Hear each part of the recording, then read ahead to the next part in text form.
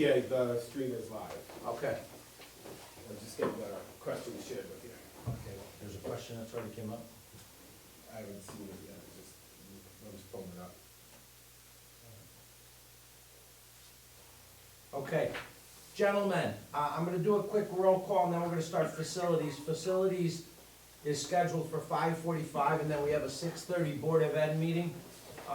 Once I start with introductions to myself, then we'll go around the room, and then we can say who's on speaker. So it's Michael Yaman, Superintendent of Schools, Region 16. Bob Hiscox is in the room as well. Steve Bartoni, Director of Facilities, is in the room. Who's on the phone? Tony DeLeon, Director of Finance and Business Operations, Region 16.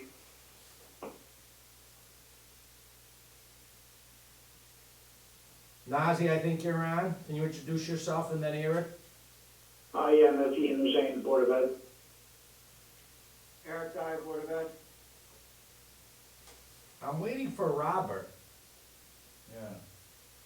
Surprised Robert's not online. I spoke to him today. We will start the meeting, and then hopefully he jumps on and we can catch up with him later. I know he is the tech director for Seymour's Public Schools, and I think it's a busy time of year for everyone. Steve, why don't you start with us? Does everybody have the agenda available for them? Is there anyone that needs an agenda?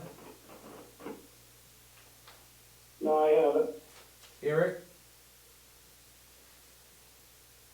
I'm good, I've got one. Wonderful. Steve, why don't you get started? We're gonna walk through the capital improvement projects, and then Steve will summarize those, and I'll go through the scope of work that we're exploring and some of the work we're doing. Good evening, everybody. HVAC at Long River, as you're aware, we ended up going with Action Air, awarding the contract to them. Action Air got the contract Sunday afternoon. He's in the process of reviewing it.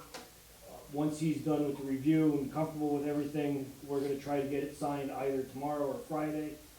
Once it's signed, we're gonna start scheduling work for that project mid-April, and then the tentative start date with everything, mid-June. Any questions? I'd like to add that tonight at the board meeting, we'll be looking for an action item to prove Action Air to begin with the HVAC unit. The reason why we wanna do that tonight at the board meeting is if we don't do it, we'll have trouble getting the HVAC equipment in on time to have the project completed before August. Is that correct, Steve? That is correct, yes. Excellent. Yeah, time is of the essence right now. Steve, this is Lizzie, just for the record, just so we have it on record that the, basically doing all of the 6 units at Long River, and I believe the price was, the bid was what, $350,000 if I'm not mistaken? That is correct. $350,000, that includes the 3 base units and 3 alternate units. So yes, we'll be doing all 6. Is there anything that would be outstanding at all, other than getting AEC done, anything extra that we would have to do down the road? Maybe the control panel might be an issue down the road, but we think we're all set with that. We've included the electrical with the bid. Yeah, the controls and tying everything into the controls, that's a separate contractor doing that work, but there shouldn't be anything unforeseen.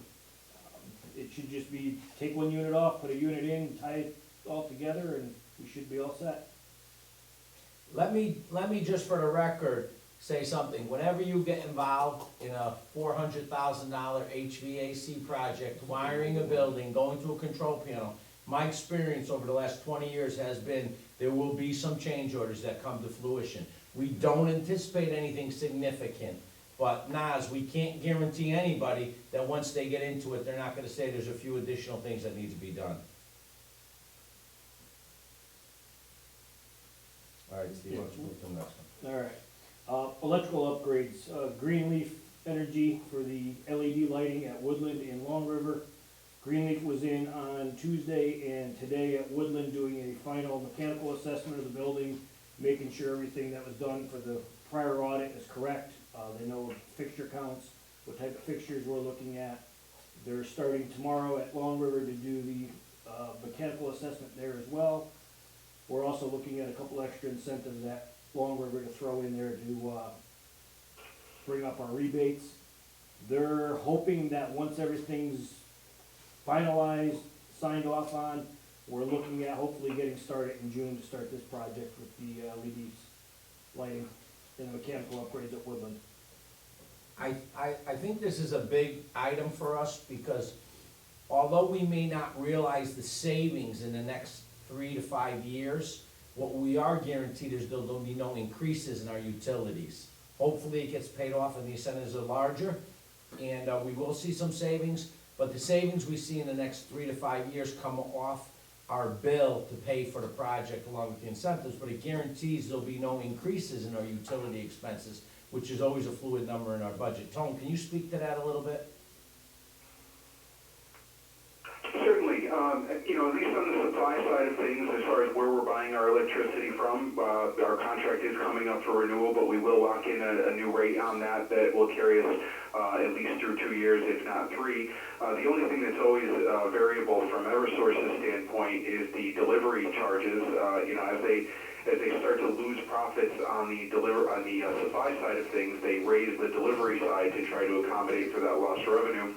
But, they initially came back to us with, they wanted to do a 7% increase on delivery. We've negotiated that down to 4.3%.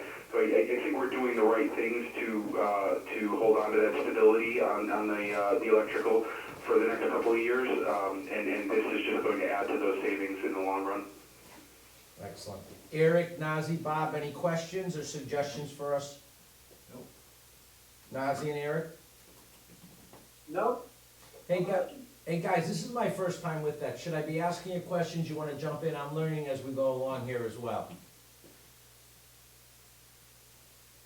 I would just do what you do, just call and see if we have any questions, that's all. Okay. We're on here making sure they're still on the line. Wonderful. Naz, anything for you? Earlier with the static, I think I had to mute Nas, so Okay. I'm not sure. It says *9 to unmute, maybe he didn't hear it. Naz, are you good? Yeah, we might have lost him. Nazi, are you still on the line? Yeah, I'm here. I was trying to unmute myself. I just heard Matt say that he unmuted me. I didn't see the message before. Yeah, I just wanted to say that Christine and Rob Dyer joined the meeting. I don't know if you saw that. No. Hi, Rob, thanks for joining, and Christine, we did start, but Naz, is there anything on Greenleaf? No, I'm good on my end. All right, let me go back just quickly. So Robert and Christine, we did talk about the HVA at Long River. We're gonna have an action item on tonight to approve that. It's, I think, $358,000. We're ready to get started, and we're excited about the project. Are there any questions or concerns about that? Are they gonna start after the school year starts? No, we're gonna start hopefully ASAP. They're gonna be positioning themselves behind the school, so it won't be a problem if we do come back to school. It's really just straight unit shots on the outside. Replace the one up top, get a crane and put it on the roof. Okay, so you mean like next week? Steve, what's the date you have? Oh, Priscilla, not Christine. Is Yeah. Christine on or Priscilla?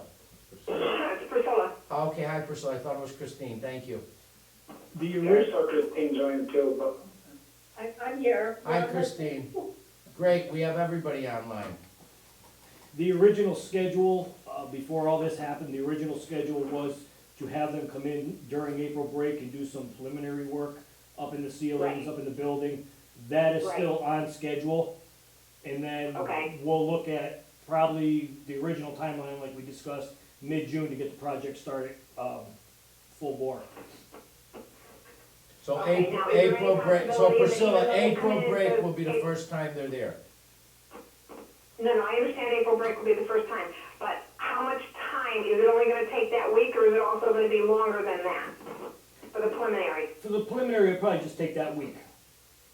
Okay, so then after that, because we are not in school, do they have the ability to start sooner? Not without any material. There may be some work they could do, and we'll discuss that once they come sign the contract. Okay. We'll discuss the timeline a little further and see what Okay. kind of variances we could put in there now with with everything going on and with school being out.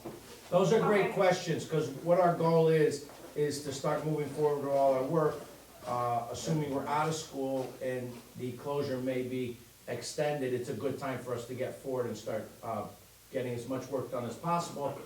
As well as if we have the opportunity to have an extensive summer school that I'll talk about at the board meeting, we may need some access to buildings over the summer.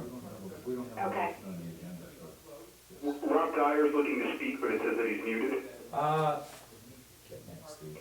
Let me see where Matt is, hold on one second. Great job, it worked. We're talking green leaf, right? Hey, I figured it out.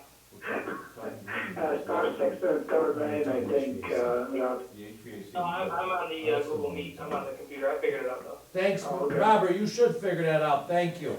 That's it. All right, Robert, anything you wanna speak to, before we move to the next item? No, just a quick suggestion, if you're gonna speak, because some of us are on the computer, some of us are on the phone, and it's hard to tell if you're on the phone who's speaking, just announce your name when you're talking, so that I know who's talking, if possible. Yeah, Okay. the thing was, the computer has a lot of static. If you're on the phone, we don't get the static. So for the board meeting, I'm gonna request, I think, when Matt comes back into the room to ask him, I think the best avenue for the board meeting is to call in on the phone, not the computer. The computer, I think, gives us static. Is that correct, Robert? Yeah, well, you can actually do both. You can follow along on the computer and just mute your microphone and dial in with a phone if you want. There you go, that's a great suggestion, I think that's a great suggestion. So if you go on the computer, mute it, and use your phone, I think we'll eliminate the static, thank you. But it's a good idea to introduce your name. Yeah, wonderful. Steve's gonna move us through now to painting in schools and talk about where we are with that. We've got quotes, Woodland, Prospect Elementary, doing some painting interior. We're not gonna do anything with that right now, obviously, with everything going on. We do have the exterior of Woodland, the front canopy when you walk in, and the, entrance to canopy at Long River. Looking at least doing those sometime within the next month, get that painted and touched up. And then we'll visit the interior work probably this summer. We should know, for the state of Connecticut and the commissioner, that around April 10th or so, they're gonna let us know if they're extending the closures. And if they extend the closure, unfortunately, my best guess is we will not be returning. If we know at that point, then we're ready to pursue some interior painting work. Painting is being done by our people? No, contracted out. But we will be bringing back our custodians on a rotating basis to start doing the exterior work on the properties, even though we've been put out on a closure. A curious question, it's Priscilla. So none of the painting is gonna be done by our staff, it's all gonna be, contracted? No, some of our painting gets done by our staff, and some of the larger painting we get contracted, such as Okay, the that's what I camp. thought, okay. Yeah, there's always a mix.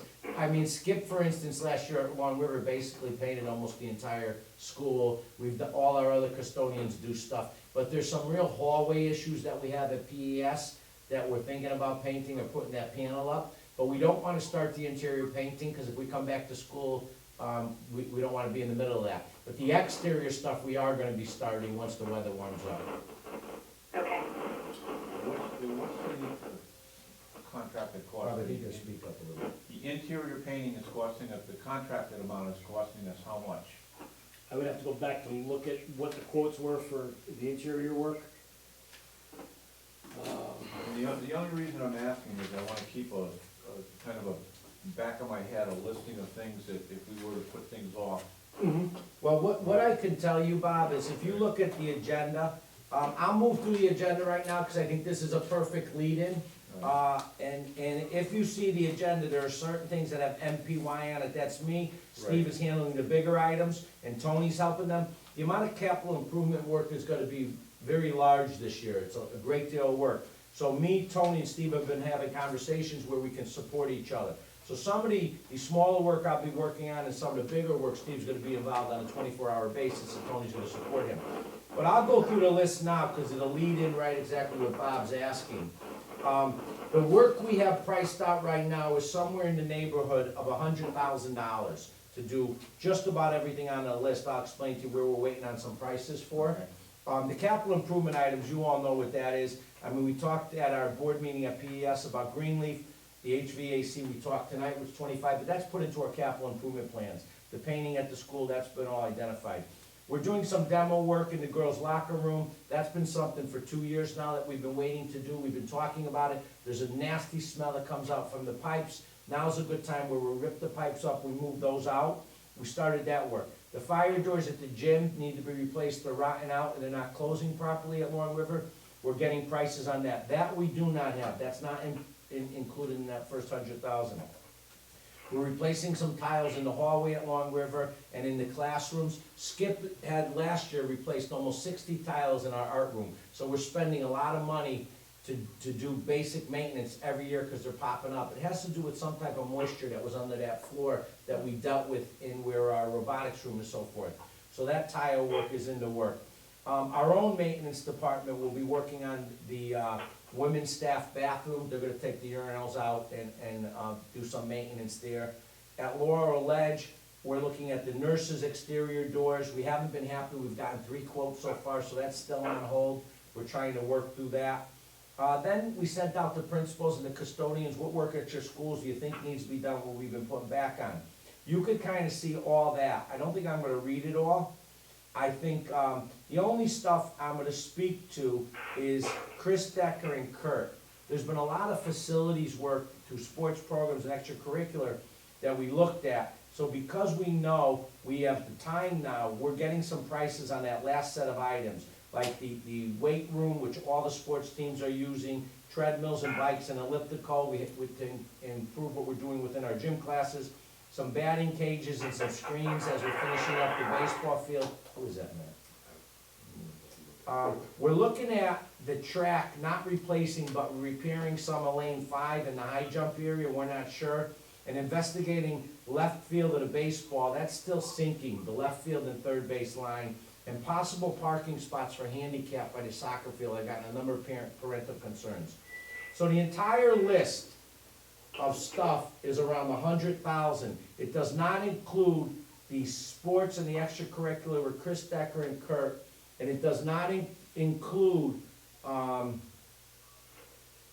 the doors at the Laurel Ledge, the nurses' doors that are rotted out, and clearing some brush at certain properties and the partition walls. Everything else is within that $100,000 range. And that's all coming out of this year's. That'll all come out of this year's budget, not the anticipated overage that we'll talk about later. Yeah, okay. Any questions or concerns about any of that, guys?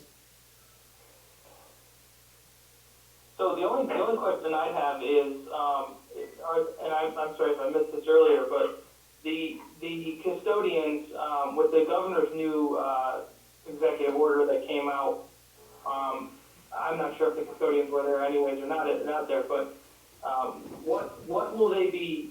I mean, does it make sense to maybe look at having our own staff do the painting rather than contract it out, because they're going to be presumably not cleaning the buildings every single day? I can't imagine there's much cleaning to be done. What I would say to you is this: the exterior work is pretty large work. The canopy work at Woodland, that's pretty extensive. Our exterior work needs professional painters. As far as our custodians, they do painting, Robert, we spoke to this briefly, and they do a lot of the painting in the buildings. The scale of the painting that we're asking to do is above and beyond just touching up a wall or a frame, as well as our custodians will be working outside, cleaning different parts of the building. So I gotta be perfectly honest with you, they don't have the skill sets, nor do we have the capacity to do the painting that we're referring to. Okay, we're not talking about painting hallways, we're talking about exterior work. We're talking, well, the exterior is already in the budget, we're talking about that, but there are gonna be some hallway and classroom work that we're gonna be doing, which we do anyway, that we're gonna contract out, because it's bigger than just a classroom or a wall here. Steve could speak to it, but we've talked about this. Our custodians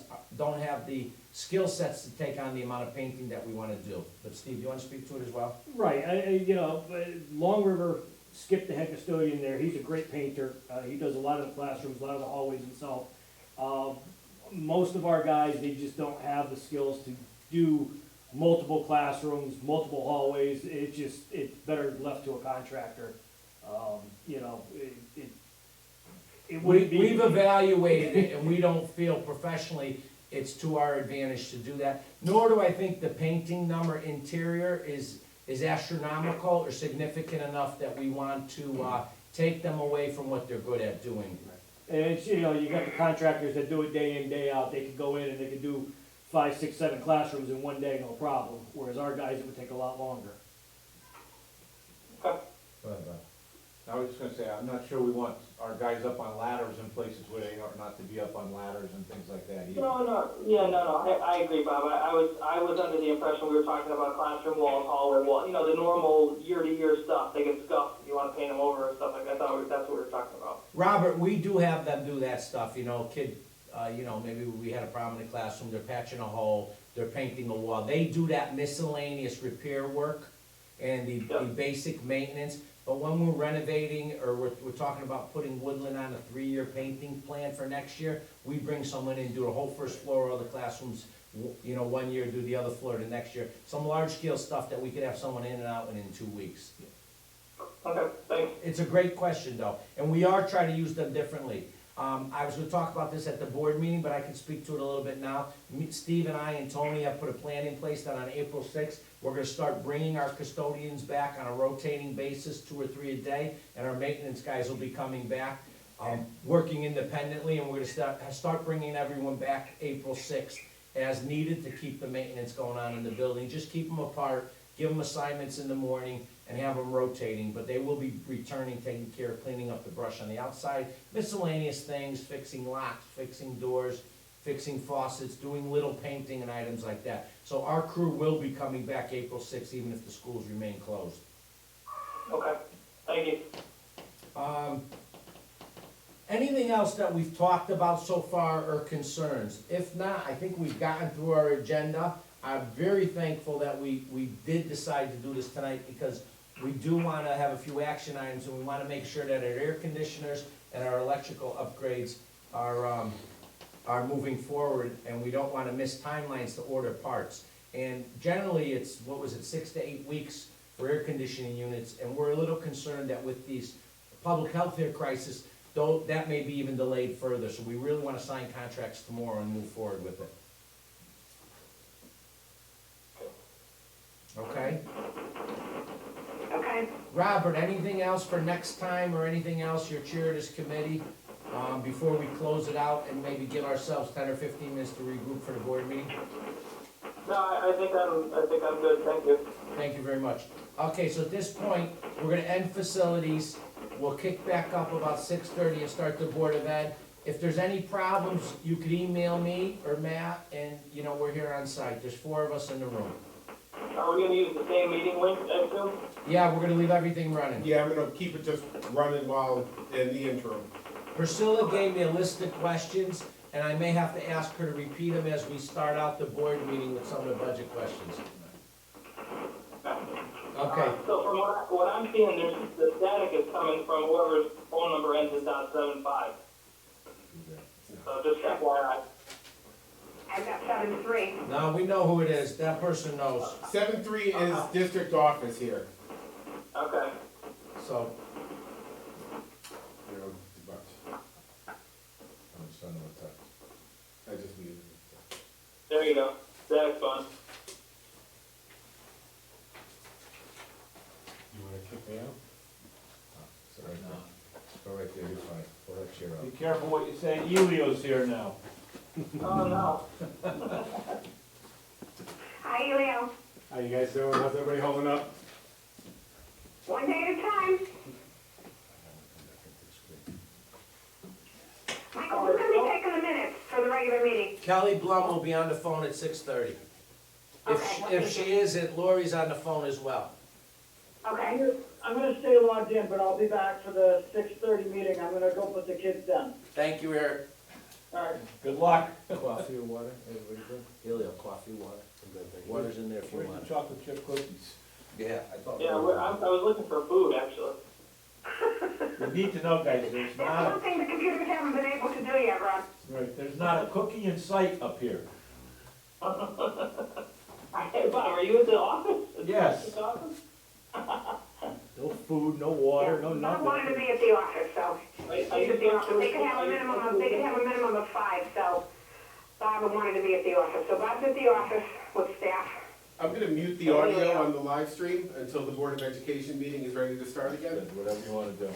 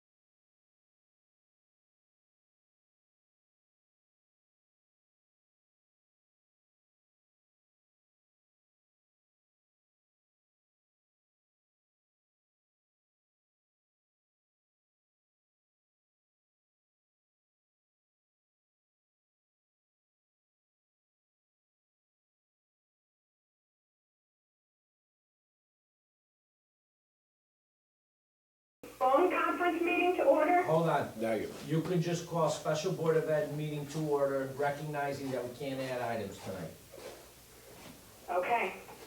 So, I called the special Board of Education meeting to order, and it is 6:30, and please rise for the pledge. Priscilla, I should pledge we? allegiance to the flag of the United States of America and to the republic for which it stands, one nation, under God, indivisible, with liberty and justice for all.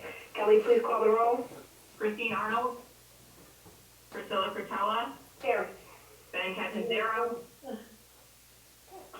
Ben's not here.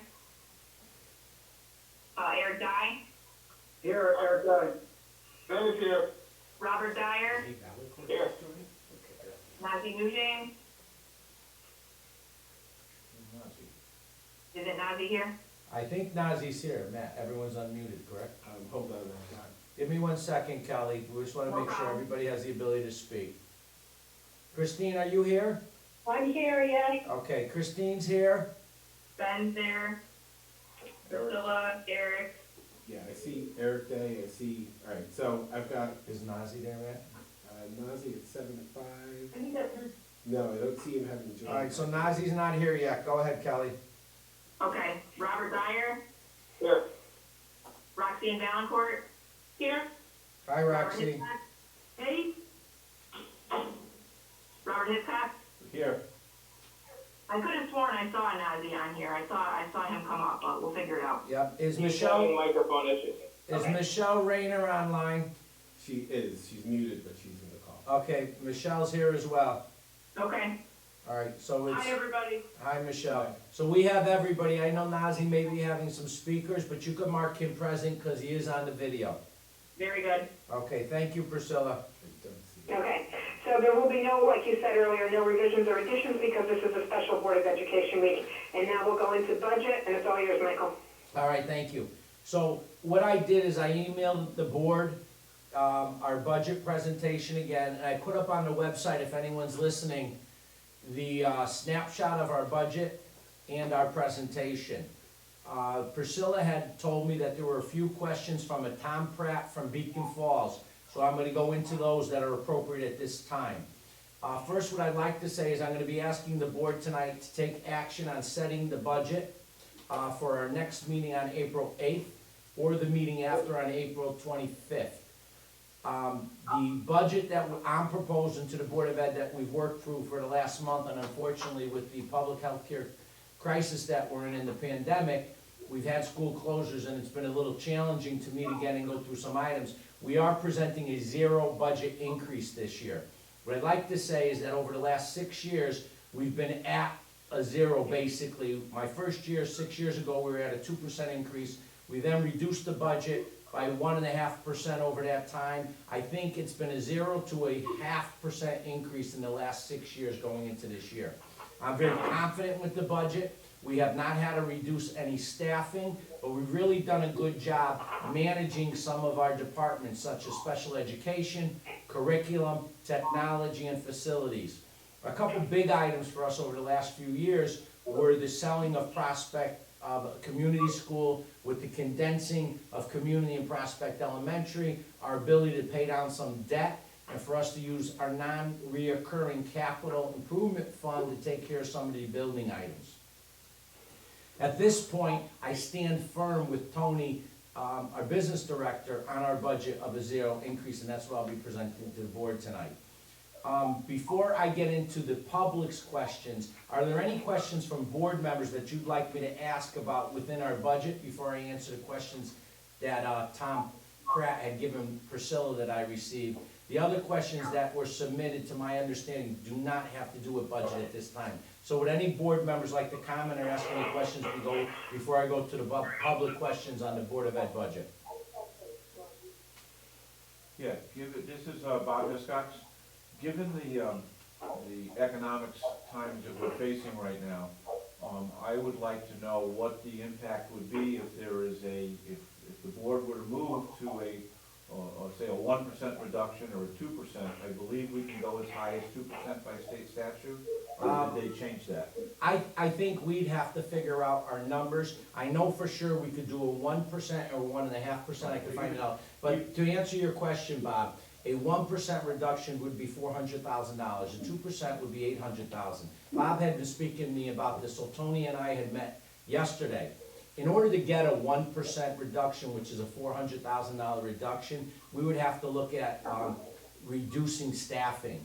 Unfortunately, like most school districts, our staffing, our budget is responsible for 65 to 70% of our budget. In order to save that kind of money, it would mean a reduction in staffing, certified and non-certified.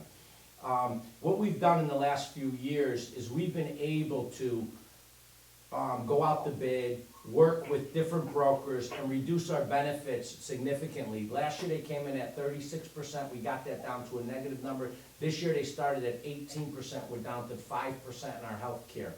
Eversource requested that we do a 7% increase. We've been able to bring that down to a 4.5% increase. We have not increased any of the instructional supplies or staffing within the region. We've actually made some minor cuts, which is we reduced a 10-month non-certified staff, we're reducing a 12-month administrative position to a 10-month position. We've eliminated one non-certified position, and we reduced hours of a few non-certified staff that were providing some extra hours. So I don't see any savings within our budget. If the board decides to have a reduction, it will definitely mean a reduction in staffing. That's the only place that'll come from.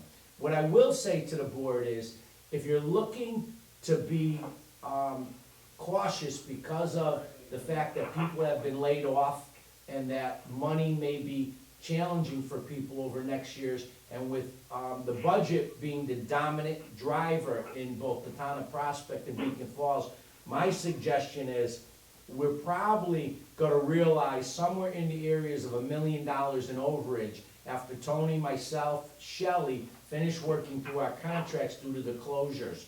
So I think the towns can count on at least $1 million surplus this year, where we wouldn't have realized that if schools weren't closed. I don't think it's worth it. Most kids and staff want to be in school, but as a result, we will still see about $1 million in savings. So in the February and March payments, after we get audited by state laws, I think the towns can count on their percent of that $1 million to reduce their payments. Tom, can you speak to that a little bit? Absolutely. As the superintendent mentioned, we are working through trying to negotiate and reduce some of our contracts. We do anticipate that after all is said and done, we'll have $1 million, if not more, in surplus this year that we can credit back proportionally to the towns as part of next year's budget after the audited financial statements are available, and that would reduce their March and April payments of next fiscal year. Tom, can you also jump ahead a little bit? Although this is going to be in the board meeting, and I think it was put on the correspondence about the letters you just sent Beacon Falls and Prospect with this year's budget. Yes, so we know that the $300,000 surplus that never materialized last year was a little bit of a point of contention. And what we've done basically is we've reduced our expenditures this year. We sent letters to the two towns last week, essentially letting them know not to worry about that $300,000. Now, it didn't come out to $300,000 exactly. I believe it was $287,700. But we basically put that $300,000, shy 13 of it, back into this year and offset the town's payments to kind of put that issue, that lingering issue to rest. And we won't expect that $300,000 from the towns this year. How much was that for Beacon Falls and Prospect? I know I'm putting you under the gun here, Tom. Do you remember off the top of your head? You're younger than us, so I think you remember. I do. It was exactly $110,000 to Beacon Falls, and I believe it was $177,700 to Prospect. And I thank you for that. And I got to give Tony and the entire business office some credit. We've been able to work through those payments for this year. And I think next year the towns can anticipate that. Unfortunately, the laws on regional school districts changed about 7 or 8 years ago, where we can't just cut it at the end of this year. It's now a reduction in their payments next year after an audit is done. So that's kind of where I think the savings should come from. However, let me be very clear.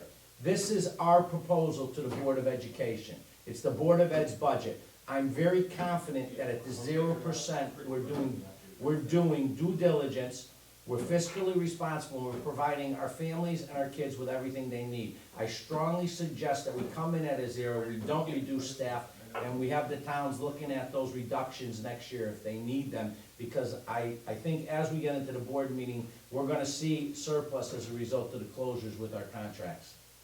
But does any other board members have comments or input into that? Yeah, I'd Yeah, like to- this is Rob Dyer. I just have one question. Sure.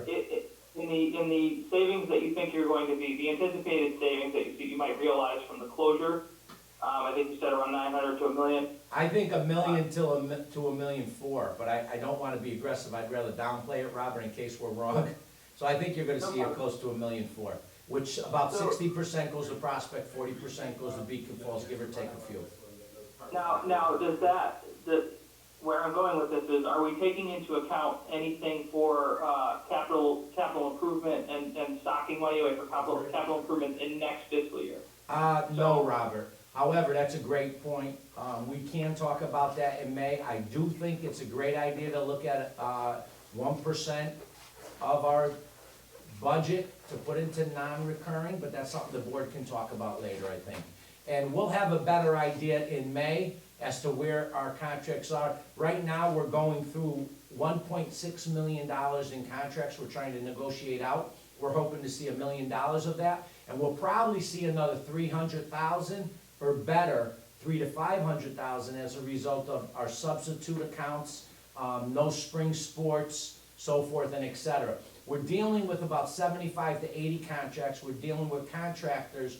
We're dealing with executive orders, attorneys. So it is gonna be a little bit of a tedious process, and unfortunately, we're not ready to put it out there yet.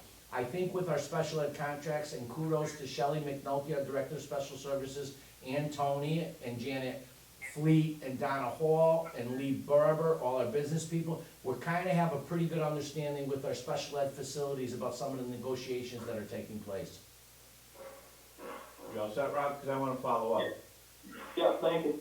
All right, yeah, I did want to follow up and see with the potential savings, which is great, and the budgets have been wonderful over the last 6 years and so forth. Is there a way that we can utilize those potential savings to reduce the increased tax impact on the towns? I.e., can we budget a portion of it as a carryover? Can we potentially spend some of it now on expenses we know we're gonna have, prepay some things for next year, and reduce the bottom line town obligation in the budget, hence reducing the impact on taxes to people in both Prospect and Beacon Falls next year, as opposed to waiting and just giving it to the town after the tax the people set their mill rates and everything? Well, I'm gonna speak to a little bit of that, and Tony, I'd like you to jump in. Well, I don't know about budget carryovers. I know we're not allowed to. We have a zero budget. We need to be zeroed out as of the end of June, and then we have till July to finish existing work with POs and stuff. So my understanding is we cannot carry over budgets. They have been talking about it, but there's no executive order on that. I think everyone knows your budget is over. You have to return it to the towns after the audit is done through a reduction in taxes.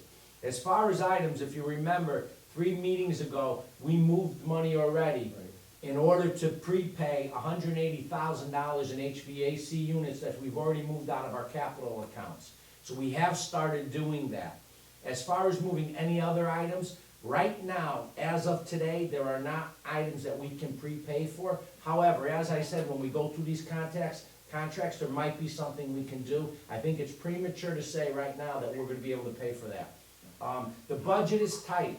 We don't have, 6 years ago, we were 2.5 million heavy. We were reducing, we've been line iteming budgets, we've been cutting. I think at this point, we are at a number that we're at. Now, Bob, you make a great point, and we'll continue to work on that, but I don't see an area where we can move. Tony, please speak on that subject or freely as well. I know me and you've been really looking at that after, Bob, you've talked to us about it the other day. Can I interject really quick one thing? Yeah, go ahead. To Bob's point, is it possible to work with some of your vendors as far as like the software agreements?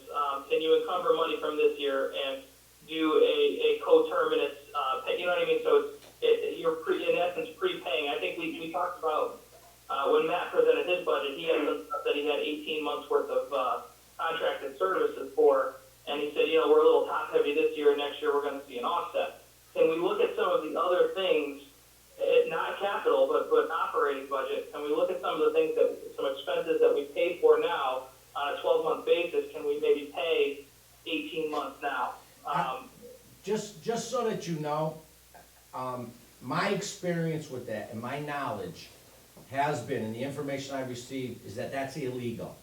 What I will do is I will reach out to our attorneys and ask them, but my understanding is you cannot pay 2 years ahead for services that you're not utilizing that year. I will look into it, Robert, and this year may be an exception, but in the past, the last 3 budget directors that I've had since I've been in this seat, Pam, Jim, Bill, and who? Bill Stoll. And Bill and Tony, my understanding is you cannot prepay for services if you don't get them this year, and if you're prepaying for supplies, they need to be on site by the end of June, which makes it even more challenging because I don't know what's going on with deliveries. However, I will look into prepay services. Bob, as far as carryover, I'll look at that as well, but, legally, it's been illegal when we've tried to do that. For instance, if we're replacing air conditioning at Laurel Edge, and we know we're not doing it till October, we can't pay them out of this year's budget. But I will look into those things. Without question, they're good questions. I think, again, my only concern is that, the times are difficult for a lot of people in both towns. We are realizing, I guess the silver lining in this is that we're realizing some savings in taxpayer dollars. And I just want to make sure that the Board of Ed and the towns work together in the best possible way to use those dollars to help the people, the taxpayers of both towns.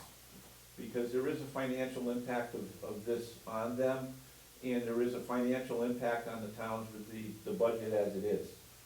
So, Thank you. Does that's any other all I'm after. do any other board members have some questions or input? I want to have everybody the ability to speak, and unfortunately, without people here, I'm going to do that a little bit more than usual.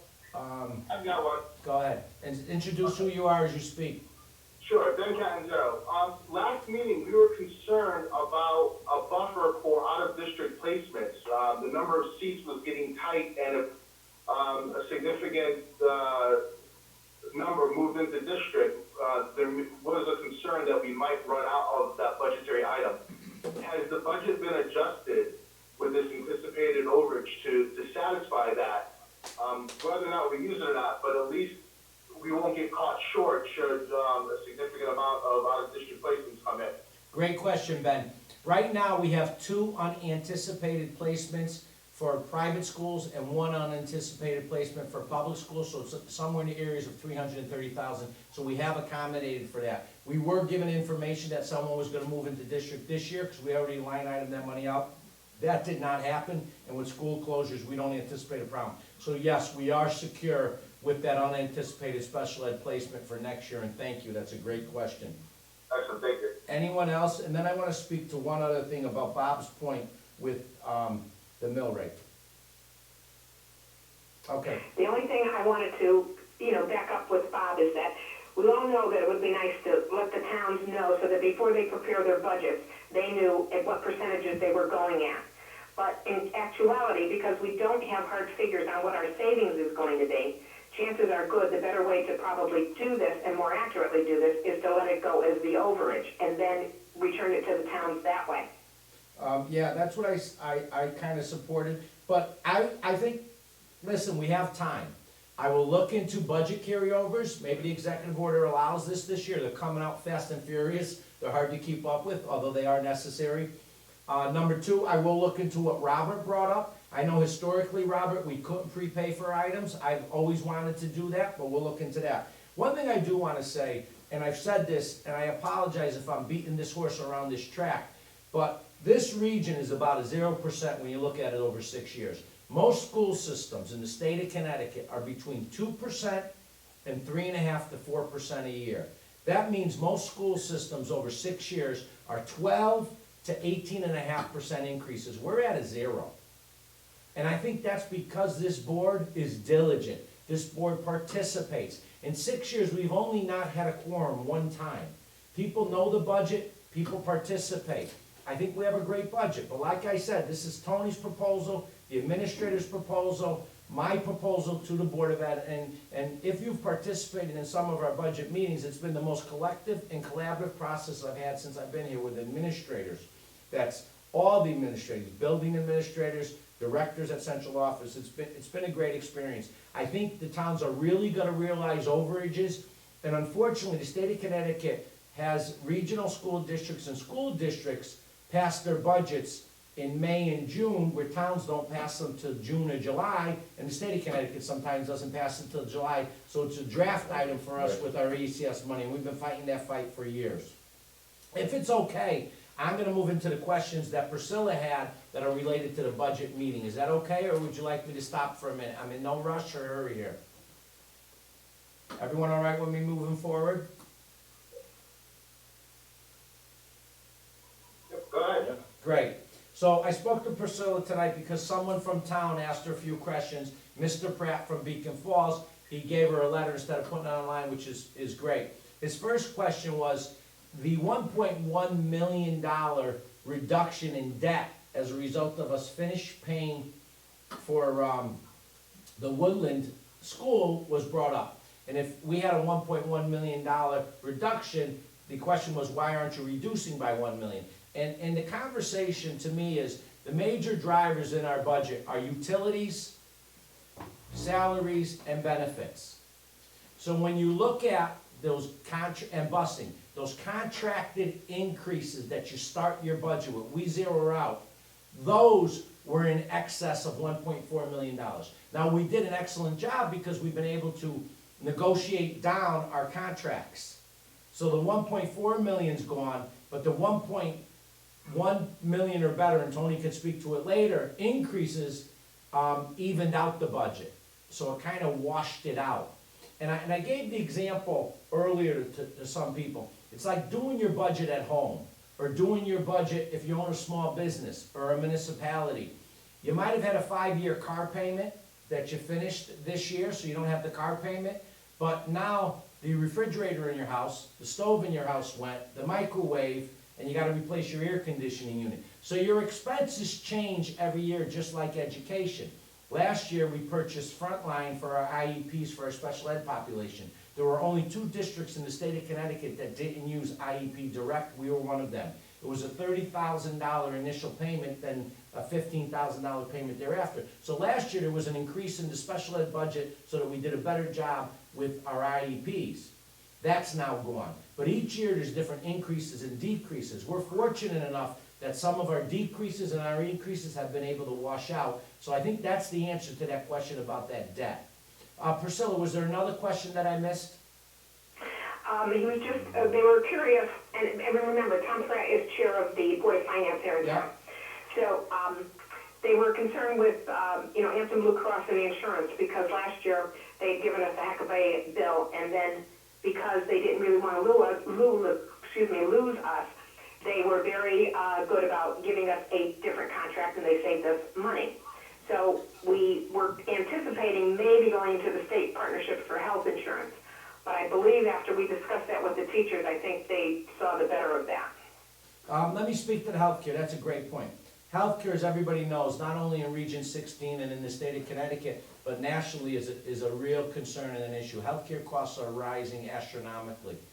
What we did last year is we had a Blue Cross Blue Shield who's been with us for 15 years or more before me. They wanted a 36% increase, and that was unacceptable. We called a new broker, we went out to bid, we were contemplating between the state plan and Blue Cross, Anthem Blue Cross. They came back to us with a negative rate for the following year to keep us. We thought that was fantastic, we did a great job. This year they came in at 18%, we got it down to 15, down to 13, we still weren't happy. We interviewed 3 different brokers, then we brought 2 representatives from Blue Cross Anthem, and I have to give all the credit to the business department. Tony, Lee Barber did a terrific job. We brought them in, we interviewed different people, we had different options and different plans. We felt we may go self-insured, which was a little scary for me and for the region. We also talked about going out to bid again. Anthem Blue Cross came back at 5%. We locked them in, we thought it was a great rate. So, that's where we were, and compared to what was happening elsewhere, people were at 7 to 10%. We thought 5% was a great rate to lock in with, and we were able to present a good budget. But every year, we speak to all our unions, and we speak to different brokers, and we put a lot of time into making sure we get the best rate for the town. So that's where we are with the benefits. Okay, so now this one already has been slightly addressed, but you might want to elaborate. With the savings from the schools being closed early this year, they just wanted to know, not know, but they're just curious that we're considering everything, meaning all the utilities, water, fuel, electricity, cleaning costs, paper towels, toilet paper, office supplies, teaching materials, even cafeteria food related. Okay, absolutely, that's a great question. I know people are very concerned about it. And unfortunately, I'm not at the point, well, we're not at the point as a district to discuss where we are with each contract because we're in negotiations with most of them. So there's two things we could talk about. We could talk about basic operating expenses, which go from instructional supplies to running our facilities, and then we could talk about contracts. We are gonna be talking about it at the board meeting, but I don't think it's a bad idea to talk about it again. So as far as where we are within our budgets, we had a Google session the other day with the principals, and we went through their accounts, where they are, what they need. We asked them to clean up where they are over the course of the next week. Then we're gonna be swiping those accounts so that we can take that money on things we haven't spent on, which maybe is copy paper, books that were gonna be ordered, or supplies that certain teachers wait as they order stuff in intervals to meet needs of their kids, such as a biology class or a chemistry class. So we're looking at that. We've also started looking at our substitute accounts.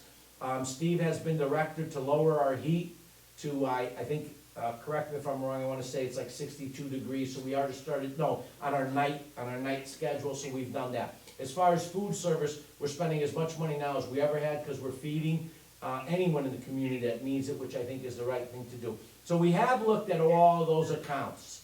However, let me be very clear, Region 16 took the position day one that we were paying everybody, certified and non-certified, because we felt that was the right thing to do as a community. And I stand by that. That was before it was even suggested by executive orders to do that. So we did not have salary savings there.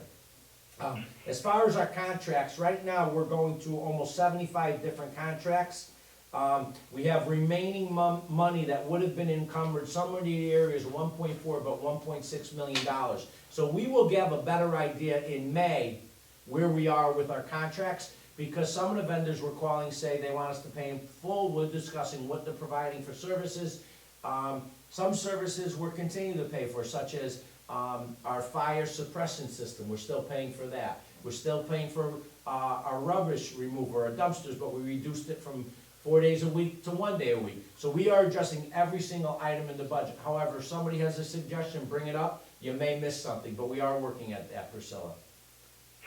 Okay, and the other thing has to do with basic staffing, not only just substitute teachers, cafeteria, but also janitorial. In other words, I know we don't have, the night shift. And when we were in the other meeting previously to this, the committee meeting, I know it was discussed that custodians might be coming back on April 6th. So if you would address that, and then the last thing will be spring Can I hold that off until we get to superintendent's update on closure? Because that's more of a closure issue than a budgetary issue, and it's part of my report. Okay, and then spring sports. Okay, spring sports is something that I mentioned. Spring sports are canceled as far as we feel at this point. So we're looking at our stipend and the funding that will come back from spring sports. That's part of the operating expenses that I spoke about. Okay.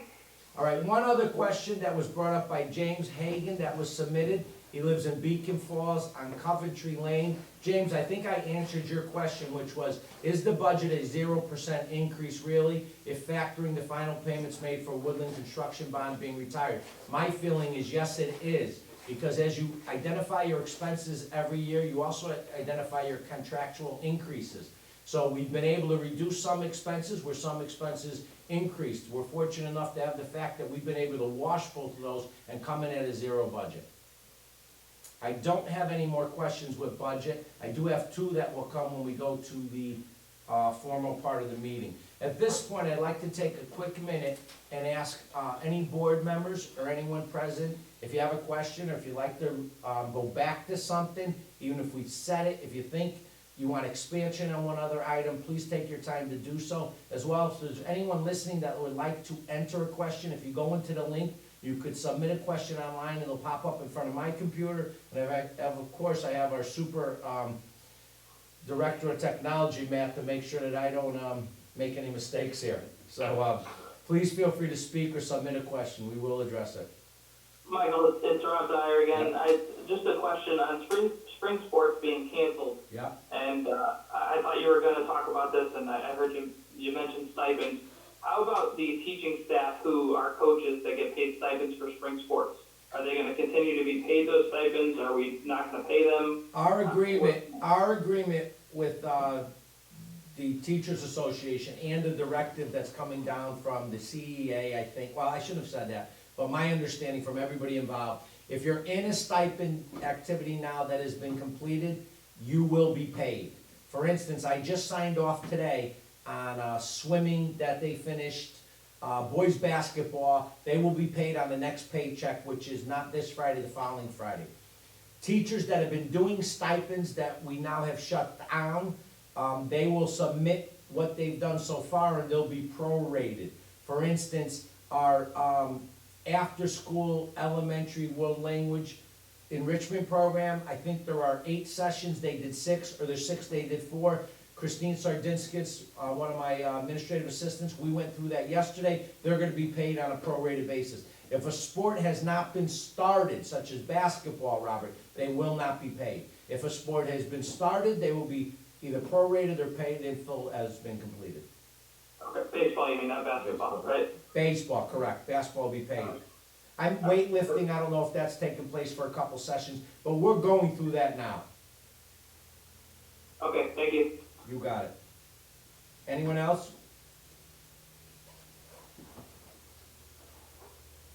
You know, one thing I've been saying to teachers and families is, right now, this is something we haven't been faced with, the way we're doing business in education. And there's 2 things that I think are the most important words I've heard, and they're not my words. I think they came from Michelle Rayner or Dr. McGeehan from PES. Patience and flexibility. We have to be patient because we're all out of our comfort zone, and people have concerns, anxieties, perceptions that are real because it's new. And whenever something's new, it's like changing something that you're used to. Even myself, believe it or not, I mean, I get tired of listening to myself speak, but I was actually a little nervous tonight. I haven't been used to this venue. So it's uncomfortable for people, so we need to be flexible and patient. We will get whatever information's asked, but we have to be patient about what we're doing. Not to read the contracts, okay? If we're all set, I'm requesting that at the board meeting tonight, under action item 9, the board set the budget at 0 for our next meeting. And as we get to that point, Priscilla, you will bring us through that process. So at this point, if everyone's in agreement, I think we can move towards the regular special meeting tonight. Okay, now, this has to be made very clear. Bob Hiffax, you do understand that he's asking for a vote on this budget for next year? That'll come under action item, Priscilla. Right. I know, but I'm just saying, we're still in the budget area. Correct. So it's very important, if someone has any type of a question, that we answer it now while we're in budget. Yes, we can still answer it in, action, but it'd be much better if we could do it here. Anybody here? What's that? Okay, can anybody hear me? Go ahead, Naz. No, you're garbled. Okay, well, I tried to the phone. We still have to go through the public hearing process anyway, Yeah, next week. Naz, do you have something you want to ask, or do you want to type it?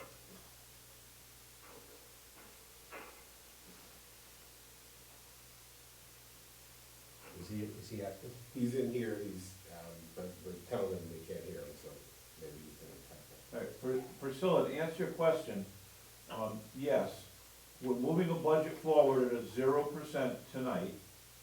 However, we still have to go, we will still be going through the public hearing process before we adopt the final budget. There will Are be you asking us to adopt the final budget tonight? If that's the case, then I would move to postpone the adoption of a budget tonight until we do have time, as you've expressed, to gather further information. And we're sitting at a zero, the public knows that, but let's wait and see, we have time before we have to adopt a final budget and still give the town that figure to set their budget. And that conversation will take place on their action item where you just postpone that Well, I'm action just- item, Yeah, answering her question. if that's what you choose to do. Okay. Did anyone get Nazi's question? Nazi, did you submit a No, question? she did. Question, you want me to read it Yeah, out? Matt, would you please read the question? A question for Matt, with all the Chromebooks we've handed out for those that didn't have it, what is our plan for the end of the year? Are we collecting them back? Is there extra budget cost?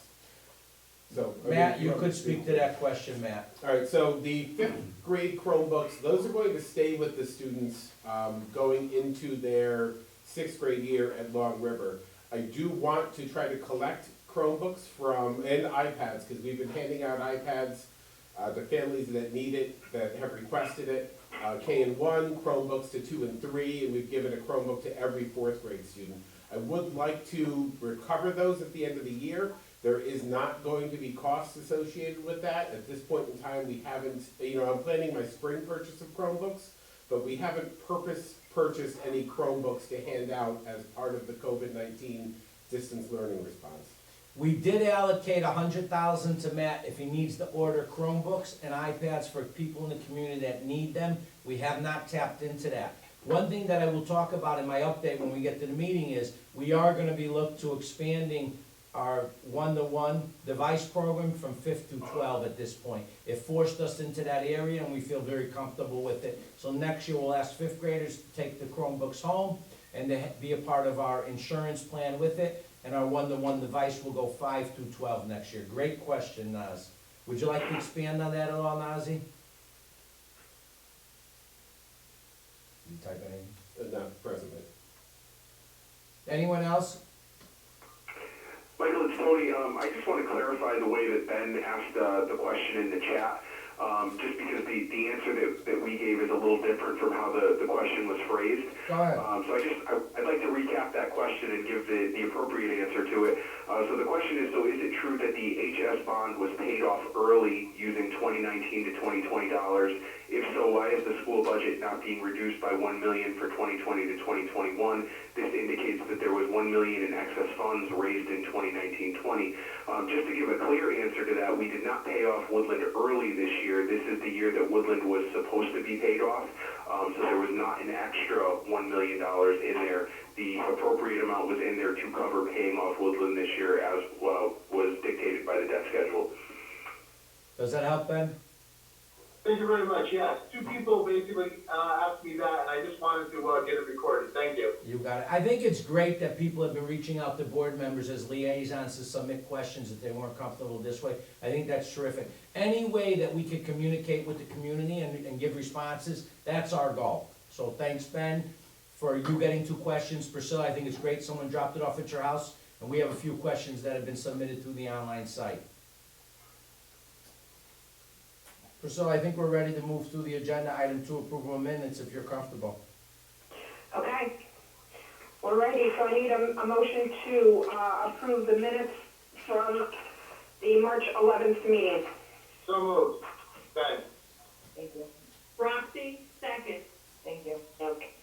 Discussion, subtractions, corrections? Hearing none, all those in favor? Aye. Aye. Opposed? Okay, minutes are gone. Okay, on comment, is there anyone from the town that is typing in that wants to speak about anything, either town or public? I think the town official comment was Tom Pratt from Beacon Yes. Falls that we addressed in budget. Okay, I do have 2 questions from the public that I'd like to read their name and their address. The first is Kevin O'Connell from Beacon Falls, Morningwood Drive. His question is, should school remain closed for the rest of the year? Are there any plans to hold graduation over the summer for high school? That will be discussed at our board meeting. We are going to plan the end of the school year and graduation. However, and promotion for the middle school. However, we discussed it earlier that we are willing as a board and a community to hold graduation anytime we can, up until that August 14th date, which I think is the Friday, if I'm correct, before we start bringing people back for school, August 14th. So we're willing, as soon as the governor raises the executive order for the gatherings, we will hold graduation. We will set it tonight with the last day, but we as a board are willing. We know how important it is for kids and for students to have that graduation, that celebration of crossing the stage. So as a board, I think I speak for everyone, that if we can get a day in before we start school, next year we will get that day in. Would anyone else like to comment on that? Bob, Purcell? I think to go beyond that, most kids will be off to college, or into the workforce, and it would be a celebration for maybe a third of the class. Yeah. At best. So we're hoping that, we're all hoping that in June we can hold the graduation, but if not, we will just keep moving that date until we can't move it anymore, and we will open it up as soon as we have the ability to do that. Roxy, did you wanna say something? No, I'm all set. Anyone else? If we can't hold a live graduation due to restrictions and everything else, would we be able to do something online where we read the graduates' names at least, maybe, something of that nature? Maybe we can discuss that later on if it comes to it. Yeah, I mean, that's a great suggestion. My suggestion was gonna be also that at the end of May, when we know a little bit about where we are, maybe we send a survey out to the seniors and to their parents and see if they'd like to give us some input on what they'd like to do, Robert. Yeah, the other thing I thought that was pretty neat was spring sports in a different town. They had bought banners of all the athletes' names and they hung them up on the light posts through town. Just in recognition of the fact that they lost their season. I think as we move through months, we'll see what's going on with other towns and what we come up with. And I think, we have the ability to be creative. We're all hoping we come back to school for a couple of weeks anyway for our juniors or seniors and everyone else. And the parents that are home with the kids. Yeah, right. Get other public? Yeah, I have another question on the public that I'm gonna bring up. And this one is for Jennifer Lee from Beacon Falls, 235 West Road. Her question is, her sons are busy doing their academics during the week. They're burned out and down and done, want to do their specials. Is it possible Fridays can be a makeup day for students, or can they do their specials such as art, music, PE, like going for a hike? My response to that is, we're 3 weeks in.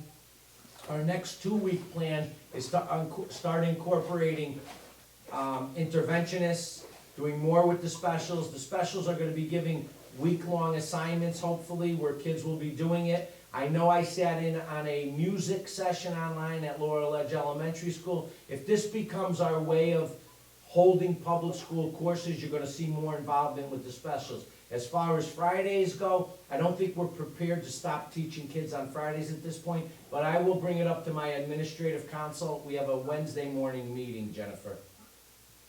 I got a call. Okay? At this point, Bob has a question that was brought to his attention as well. Part of the public comment, I received a call today, and I guess on social media it was an issue that Schoology was kind of a tough day today, getting on, and my understanding is that Schoology is overloaded right now. Yeah, that's correct, so. This is Matt Brett, and he's gonna respond to that question. So, yeah, I have been in touch with Schoology pretty much constantly. They have admitted that, they know they're having performance issues. Just today, they did make an announcement about that, saying that, hey, we know we're working on things with some of their plans for the future. I haven't sent that out yet. I wanted to run it through Michael first. But we are aware of that, and, it's something that a lot of different systems are experiencing. We've had Google go down on us a couple of times, but Schoology has been pretty much a pretty constant pain point. So we're working with them on that, but in reality, there's not a whole lot I can do, but keep calling and putting on the pressure. That was kind of the response I gave the person. Yeah, I'd like to speak to that for a little bit too. Schoology is the communication tool we're using. It's our teaching platform right now. It's something that we're comfortable with. Unfortunately, we haven't moved Schoology down K through 3, minimally with 4 or 5. We were thrown into this. Our 6 through 12, our teachers and our kids had a real good handle on it. Now, there are some other technology that we might look into, like Google Classroom and some other things, but it would not be advantageous to us right now midstream to jump to something else. That, after this year, I think Region 16, similar to other school districts, will take a real hard look at what our online courses are, what our online capacity is, and what platform we do want to use. However, we are not capable of moving to a different system right now. It's a transition just to be where we are in. We are sympathetic with it. What I would say to parents is, if Schoology goes down, check your Google, check your emails, look at what's out there, but do not get nervous. We are not going to be penalizing kids or families if they can't get access to the technology. That's what I would say to you. And we will extend assessments and grading to meet your needs and the problems that we're experiencing. And I was gonna send that email out on Monday. I'm trying not to overwhelm parents. I sent an extensive email yesterday. This is Roxy, Hi, Rox. and I am on Schoology with the fourth grader, pretty much of the day. I did get a note from her teacher today, which was very, very nice, saying that, because we've been having a lot of problems with Schoology, and we'll walk away and we'll do something, or, you know, so she doesn't get frustrated. But in regards to Schoology, what she is saying, that because of the West Coast is on Schoology also, that it's better for us to do our lessons early in the day or later in the day. Because if we're doing it around noontime, that's when the West Coast is joining in also. Yeah, we've seen thus far a pretty predictable pattern. So there's trouble as the East Coast gets online. You wait an hour, and then there's trouble again as Central Time Zone comes online, and then Pacific Time Zone. And then, you know, later on in the afternoon, things seem to get better. Now, you know, we all understand that this is not acceptable, you know, from our standpoint as customers of Schoology, and I've gotten that point across to them as firmly as I can, and it's gonna be something they're promising. They're increasing capacity. You know, they were at Khan Academy, I know, sent out something saying they were at, you know, over 150% or something like that of their capacity. Schoology has said, yes, we're seeing traffic we've never seen before since our inception, and we're taking these steps to try to alleviate it. Please bear with us. But, you know, as most companies, they're not giving me firm times or dates on when to expect improvement, so we just have to keep on them. And families at home just, you know, I understand the frustration. As the superintendent said, you know, we're not gonna penalize anyone, you know, keep trying. You know, I know I've got 2 elementary school students, and yeah, we're doing some of our work in the evening. You know, it's less frustrating in those cases. I think at the end of the day, Rox, and for anyone else that's listening, flexibility and patience. Half the country, or maybe the entire country, is online right now. We are gonna have crashes and server problems. And I just wanna reiterate, we can't move to another platform at this point. We're just getting people comfortable with what we're doing. I have another question that was recently submitted. Gianna Paletta, from Prospect Woodcrest. Her question is, has there been any discussion amongst the board with regards to senior prom? The senior prom's really a school-related question, and I've spoken to Mr. Ogren and some of the staff. We're 100% in support of a prom or some type of activity that the seniors can celebrate when that executive order by the governor gets lifted. So if we can get a hall or a facility in August, and there's enough kids that still want to do it, we will support it 100%. If you want to get creative, something like food trucks at the school or some type of party, we're on board. We want our kids to have these experiences and these memories. So once the governor lifts his orders and we see that there's more stability with the pandemic, we're open to being creative and supportive of what our seniors want. We are a tight-knit community. I've said it till I'm blue in the face. One of the best qualities Region 16 has is that everybody supports each other. So if this is a majority of our kids' concerns, we as a board are going to support that. Priscilla, that's all I have for public comments at this time. I suggest we move forward. However, I'd like to ask the board that if I do get a comment that gets submitted, I'm able to stop us and to respond to the question. That's fine. Yep, absolutely. All right, thank you very much. Okay, now on correspondence, there's a lot of correspondence. So, does anyone have any questions, or Michael, do you want to comment on anyone in particular? They were in everyone's packets, so I know everyone has read 1 through 5. So if there's no questions on 1 through 5, we'll skip, but if someone wants to discuss something, please bring it up now. What I'd just like to say is, I'm sending correspondence out once a week, and I added them to the board packet. So my superintendent update, which is gonna talk about the March 31st Board of Ed school closure and distance learning update, will summarize everything. But if anyone has a Okay. question or comment, feel free to speak to it. Anyone? Okay, so then we'll go to number 6, which would have been the distant learning feedback. Do you want to address that one? Yeah, I would like to address that one, that's a great one.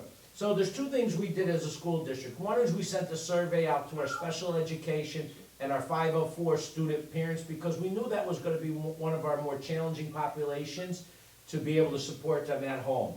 The surveys came back very positive. We asked a couple things. One, how are you doing at home, basically, through a few questions, and what would you like to see happen when we either come back to school or stay closed? Is it an extension of extended school year? Is it comp time for kids that need services? And, you know, basically about 65% to 75% of the parents were very happy with what services we were provided. That does not go without saying that some of them are struggling and we're trying to meet their needs. But overall, they don't really wanna have that makeup comp time as a group. There are a few that will, and we'll help them. But we're really hoping that we'll be able to get back to school, if not this year, in the summer for extended school year and summer school, that we really can beef that up. So that was the first thing from the feedback. The other part of the feedback was, you know, kids are working really hard and so are parents. And there's parents that are working during the day, and there are students that need their support. So what we're trying to do is we've made some changes. We have two-week plans going out in advance. We started with 2 weeks, we moved to another 2 weeks, and then we have our outlook that I'll talk about later. And what we're trying to do is, we're trying to get information out to parents by 10 in the morning, so that they have what their kids need to do for the day. We're planning lessons from teachers, almost a lesson plan 2 weeks in advance. So we're trying to get the information to them, and we're being flexible with work and with kids being online. At the middle school and high school, we have modified an A-B day with an adjusted block schedule. With the elementaries, we're trying to at least have 1 to 2 video conferences in a week where our teachers can be seeing and working with our kids. So we've gotten that feedback, and we're trying to put it in place. We're anything but perfect, and every day it's a new challenge that we're working through, but we're trying to be receptive what parents are asking for and what they're doing. Okay, thank you. And From as the stated earlier, board, the payment schedule, I'm sorry. from the speaking. board, is there any feedback as people that have kids in our region that maybe we can add to? Or do you wanna wait till we get to the update? No, that's fine. If they have feedback, go ahead. Anything I've heard has been very positive, that Region 16 was out in front, and there's a lot of compliments I've seen regarding what we're doing with the kids and how well prepared our staff, board, and administration was prior to it even beginning. So we've done an outstanding job, and the entire staff needs to be complimented for what they've done, because they've done an outstanding job with it. Yep, my experience is with a first grader at PES, and I gotta say, the teaching staff there and their ability to pick up, you know, I mean, the older kids, the teachers in high school, middle school, they use technology quite often, and distance learning was kind of, you know, a little bit native for them already because of the use of Schoology. The elementary teachers, I don't think were used to using it, but they took to it like water, you know, duck to a water.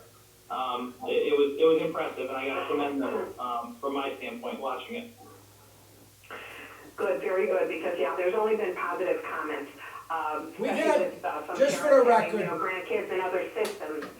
They were not on as early as we were, and that was duly noted. So, yeah, kudos to our staff.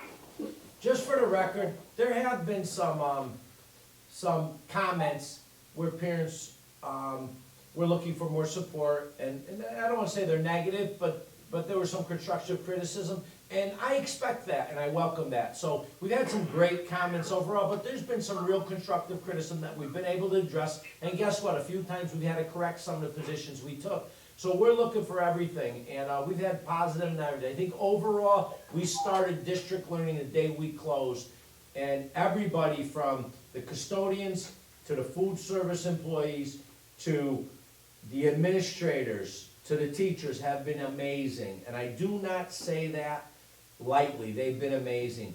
Our union leader, Stephen Jerm's been fantastic, Sheila Brennan, the administrators have been all in any hours of the day, so, you know, everybody really stepped up, and I think there are places we can improve that we're to continue to improvement, but overall, I can't be any prouder than I am of everybody. Very good, thank you. Okay, and the last piece of correspondence was the payment schedule that got sent out to First Selectman Smith and Mayor Bob. So that was in so that everyone could see what it was and how it was adjusted. Okay, treasury report. Tony? I have a question on that. Susie's got it. No, Naz, hard to hear from you. Mr. Sandy has a question. Nazi, write it in the chat again.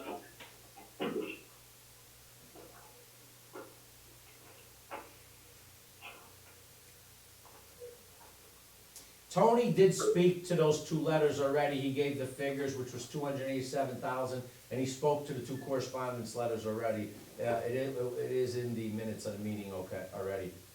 Matt, did you get a question from Nazi? No, yeah, I'm sure he's still typing. We have 3 more publics. Okay. While we're doing that, I have 3 more public questions, so I'm gonna go into those right now.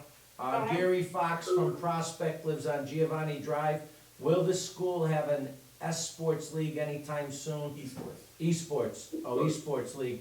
Unfortunately, we have not brought that up, Gary, so I really can't speak to that. I don't think we're ready to start anything new. However, down the road in the future, we are putting a lot of energy into STEM programs and robotics. And from what I read and hear, it might be something that will be coming down the road. And another question from Emily Testone, Beacon Falls, Holcomb Glen Road. Will senior capstones be waived as a graduation requirement? Yes. Senior capstone projects and community service will be waived this year as part of our graduation requirements. That was one of the executive orders under the governor, that there's gonna be flexibility with course requirements and graduation requirements. Although there are some kids who are ready to move forward with it, and they're tremendous, I think the problem is we can't be sure that it's gonna be equitable for everyone at this point, so that is being waived. The last question I have at this point from Emily Byer, Prospect, 1 Olivia Lane. Please elaborate on the cancellation of spring sport, since CIC has not made a decision yet. If we do not come back to school, we will not have spring sports. CIC will make the decision if we return to school. Around April 10th or within 2 weeks, we'll have a better understanding of whether we're gonna be closed or not. So if we return to school, I would assume we're having spring sports. If we don't return, we will not be having spring sports. Nazi's question, Matt's gonna read it for us. Did the ECS grant for Prospect get paid from March 25th? Did the ECS grant get paid by Prospect? Get paid from, I think for I think Prospect? you mean two It's prospects. paid to prospects. Yeah. Tony?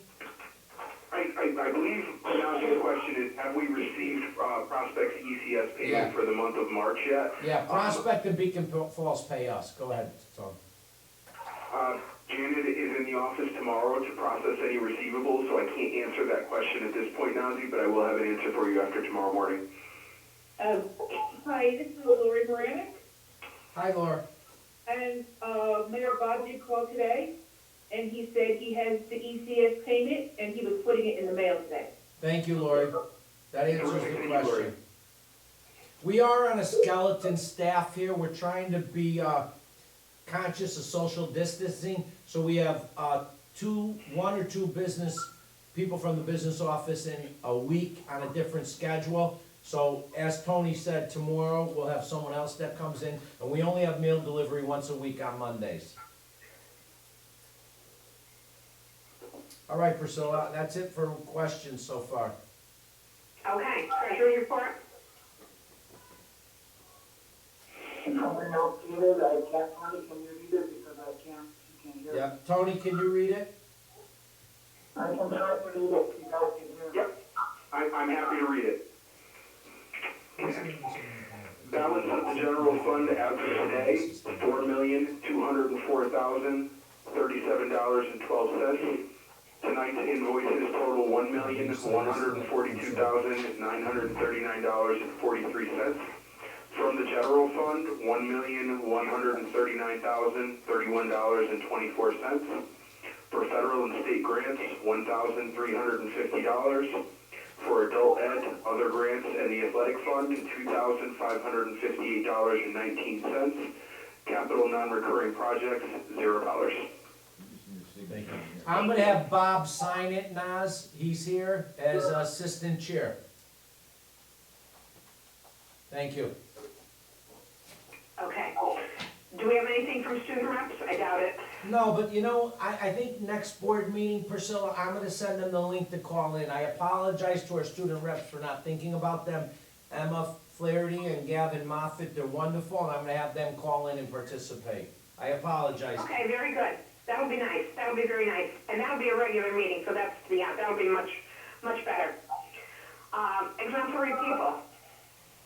I think the entire staff in Region 16, the board and the parents and students are all exemplary. Everybody's been facing some tough challenges, not just social distancing, staying home, missing the experience in school, but doing the work together. I think the parents deserve an award as well for helping the kids. Absolutely. It's one day at a time. Thank you very much to all. Okay, your report, Michael. Okay, I'm gonna start with the revised budget calendar. The governor's executive order, which was included in your budget, speaks to two things. One, that Board of Eds can hold meetings as long as the community has the ability to call in with questions or to hear it, and that it's being recorded, which we're doing. So I think we've been in compliance with that. They've also given us the ability to push back our budget, so regional districts have to be done by May. My understanding was by the first Monday in May. My understanding is we have to the end of the month or maybe longer to set a budget. So what we also have the ability is we don't have a public hearing. The board can set the budget and then vote on it. So I revised the calendar so that April 1 in front of you is the proposed budget that I'd like you to vote on tonight, which is the zero, and then at the next meeting, we could, via video and the ability to call in, approve the budget for next year. Now, if this board wants to push that off, that's their discretion.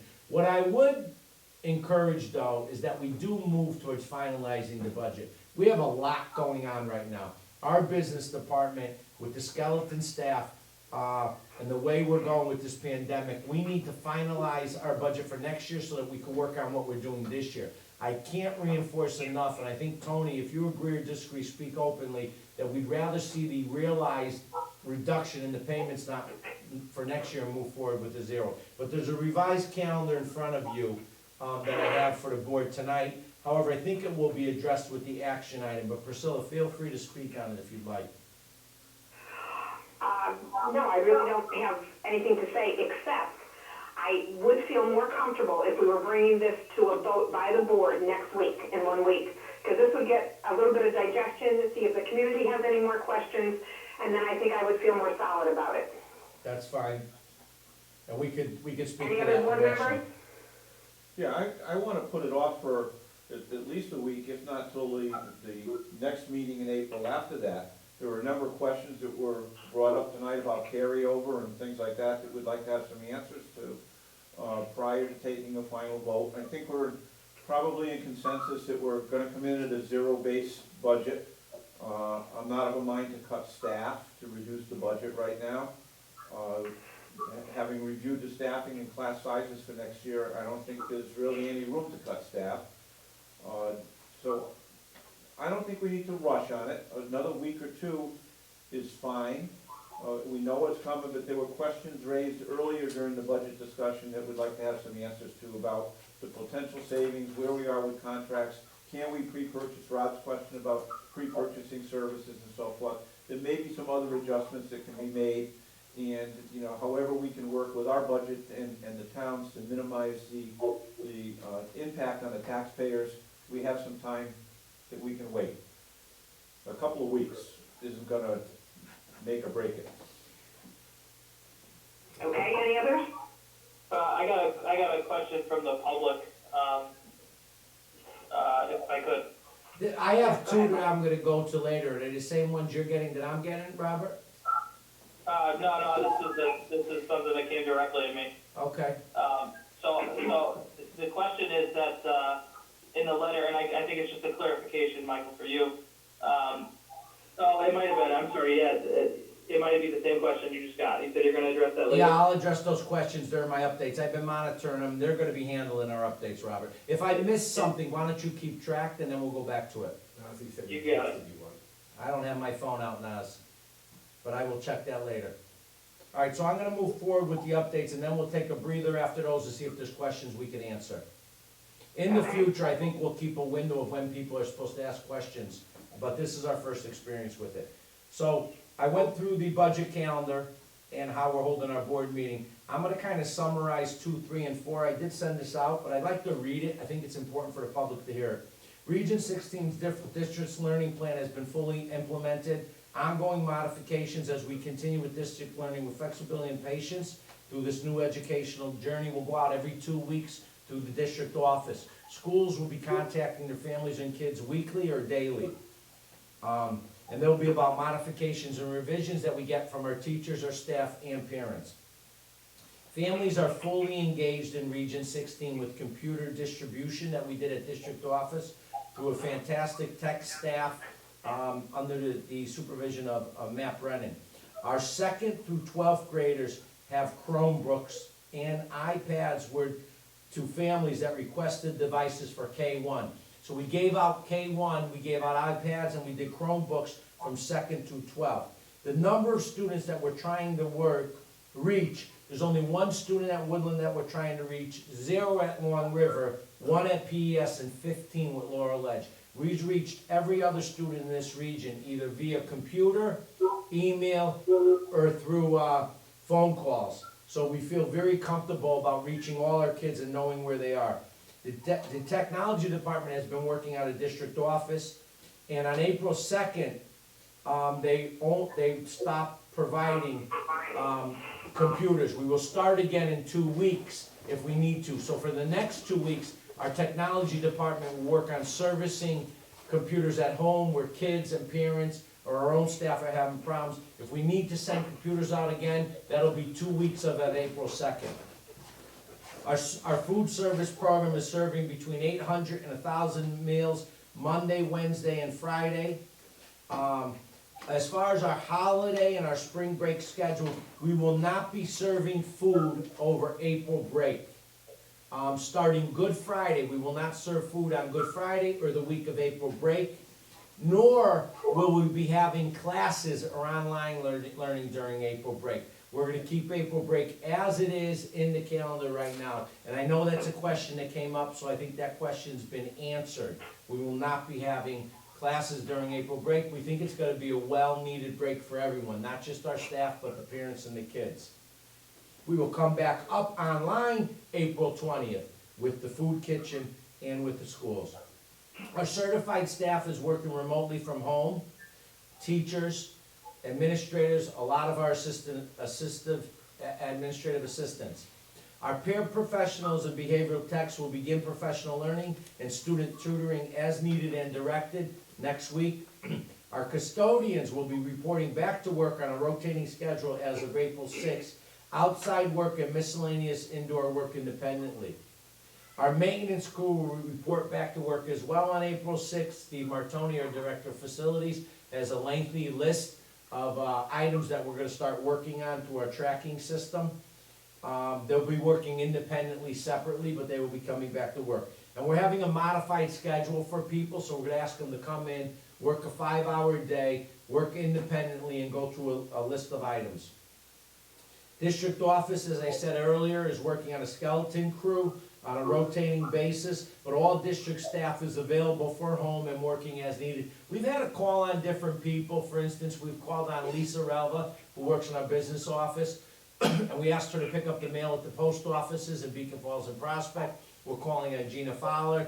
Christine Sarditskis is doing a lot of work for me at home. So all employees are called on, and I can say all of them have answered the phone, they've been online, they've been 100% supportive.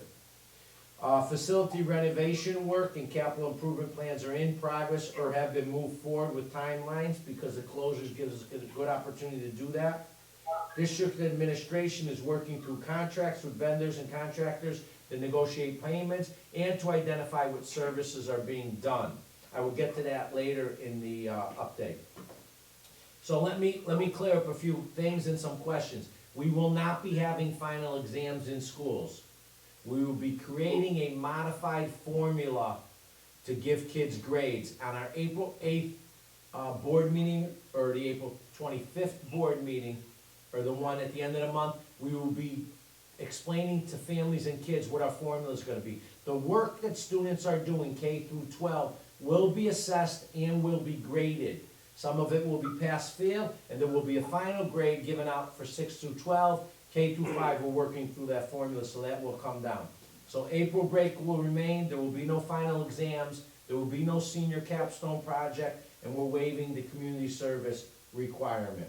We will also be voting tonight, we're taking action on the last day of school, which includes our snow days, graduation date and for the high school and promotion date for the middle school. But as we discussed earlier, we're happy to push that down the line if we have an opportunity and the executive order is listed.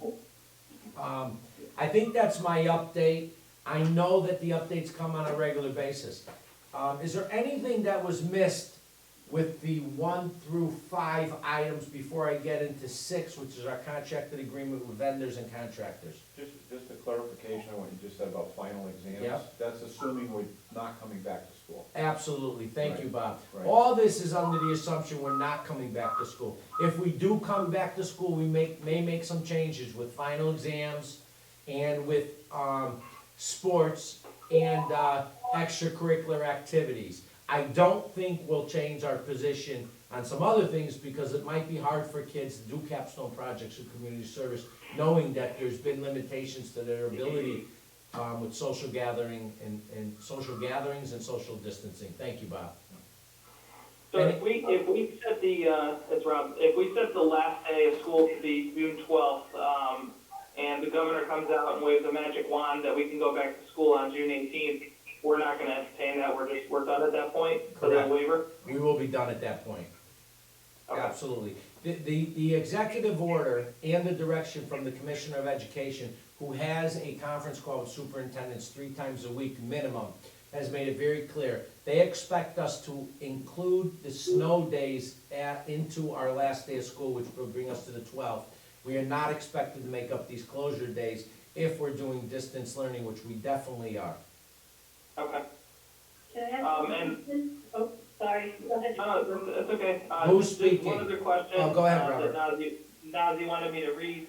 I think, there was communication that all staff will be paid through March 31st with the adjustment by the governor, now to April 22nd at a minimum.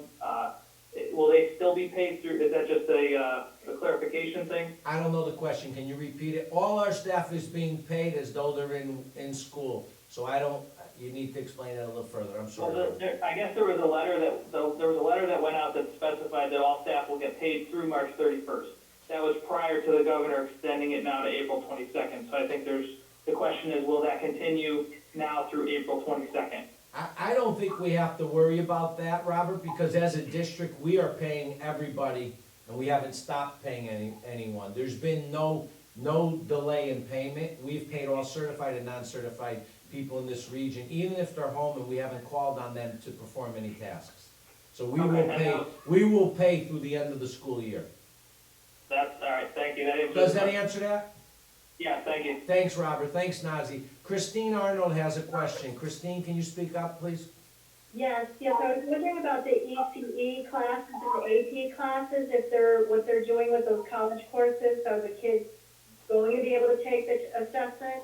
That's a terrific question. That was emailed to parents, I think, but I can speak to it. The AP is being very flexible. It's different for all classes, but I know, for instance, in calculus AP, they have limited the number of units that they will be tested on, and it will be sent home, and they will do it online. As far as the ECE classes, I don't know the answer to that, but I can get that, or I will have Janine Murdy, our AP, our college, early college experience course coordinator, send that out to the region with a response. Okay, thank you. We're also looking for some direction on some of our higher institutions as well. Are there any other questions from the board? Okay, some of the questions that were sent to me, I think we've already answered all of them in my updates and through the course of the board meeting. I'm just going through it, so please bear with me for a minute.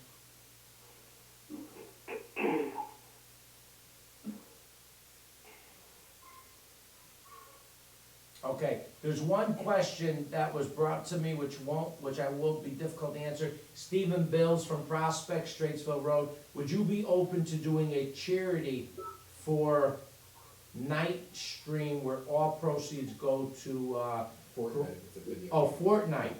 I'm sorry, Fortnite video game. My kids are in college or graduated. I'm not in touch with the video games anymore.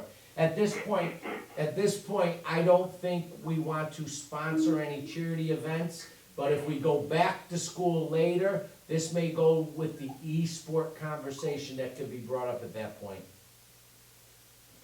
We have donated gloves and some hand sanitizer to our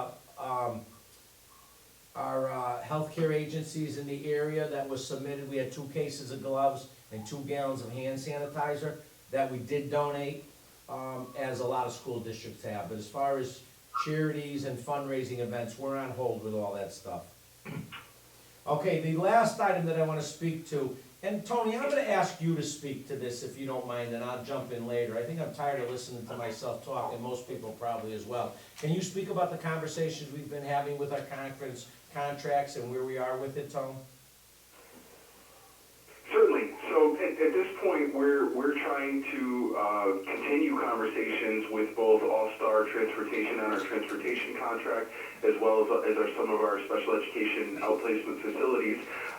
Per the directive of the governor that was actually released last night, we are required to negotiate with both the bus company and our special education outplacement providers on what services are they able to deliver through the end of the year, what do our reductions, to the contract look like as a result of that, and how are we going to amend those contracts so that services continue next year, but we're also taking into consideration, and let's say for the example of the buses, that buses aren't running, there's a lot of costs that aren't being incurred as a result of that. So we actually reached out to All-Star 3 weeks ago, and they were waiting up until today to get the verbiage of the governor's executive order before they came back with a proposal to us. Now that they have that, we expect that by the end of the week we should have a proposal from them. And as Michael said earlier in the meeting, Shelley McNulty is working with the special education outplacement providers to negotiate new rates through the end of the year to cover services that are no longer being delivered, and what kind of reduction can we see because of that. Let me expand a little bit on, thank you, Tony, that was terrific. Let me expand one more point, then I'll open it up to the board. So we have about $1.6 million that we're looking at negotiating with our contractors. And some of them have been great. We have one special ed facility where they're doing a great job with district learning. Director Shelley McNulty spoke with them, they submitted their plan, and they're educating the child as home as we're educating our students. So we will be paying that facility. However, that child had a one-on-one peer professional when in the day placement. We reduced that expense by the cost of the one-on-one peer professional. So we'll realize, with the number of days left in school, maybe $12,000. So those are the particulars that are involved in how demanding it is for us to go through those contracts. I'd like to speak for 2 minutes on the busing contract, because I know that's been a bit of contention within the community. First, what I'd like to say is, we do not employ any of the people that work for the bus company. We do not own the bus company. We contract the bus company. We have a 5-year contract with the bus company that expires in the year 2022. our contract reads that they will be paid, adjusted either upward or downward as the case, on a prorated per diem basis. So we are working, as Tony said, with the bus company. We are willing to support the bus company and to make sure that they're gonna be able to provide services for us either at the end of this year if we come back to school, or next year ready to go. We do not want to see them suffer. However, we're gonna have to negotiate. We've asked them for what are their essentials to keep people going, to keep the buses maintained so that they're ready to be safe for our students. And I'm very confident. They're a great company and they do a good job. They've been with us a long time. I'm sure we're gonna negotiate a number that will work for everybody. I do also wanna say that we did pay the bus company in full for the month of March, which is a $108,000 payment that was paid in full, even though we stopped using the bus company in the middle of March. Nor are we looking for a refund or to negotiate that number. We're only looking to negotiate April, May, and June forward. I think that's where we are with our contracts, and hopefully by May we'll have a better understanding of what our overages are gonna be. Would anyone like to speak on any of that? On the busing issue, yes. On all the contract, Priscilla, on all the contract issues, whatever you wanna speak on. Okay, mine right now is just because within our town, there's been a lot of concern that bus drivers have not been paid. It's come through Tom Pratt with the Board of Finance, with Selectman Smith. This has been a big issue because social media, I guess, did a real top job on this. And depending on, who listens to what, it just appears that we in good faith paid our March payment. The bus company did not pay them. They paid them 2 weeks that they worked, and they didn't pay them the next 2 weeks. Yes, they can go and collect unemployment. They were not given pink slips. There's so much information out there. The problem is that contractually, technically, we don't have to pay them unless it's been reassessed and re-agreed on. Because the bus company has not returned some of our calls, because whether they were waiting for, yesterday's governor's letter or not, there's still bus drivers that have not been paid. And there's many people in this town, I'm not saying both, I can only speak for one, that would like to see these bus drivers paid, but we don't seem to have any way to resolve this. Priscilla, can I speak to that? Yep. Okay, with all due respect to everyone involved, we've had a tremendous relationship with the bus company. We've had a fantastic relationship with them. They have been communicating openly with us. Tony has spoke to them 2 or 3 times. We've had 4 or 5 communications. Our communication has been good. We've had a respectful relationship, and we love them as a bus company. They do a lot for us. Leslie's fantastic. Carrie Housen's terrific. I have nothing negative to say. What I will say is we will continue to work with them and to hopefully support their needs.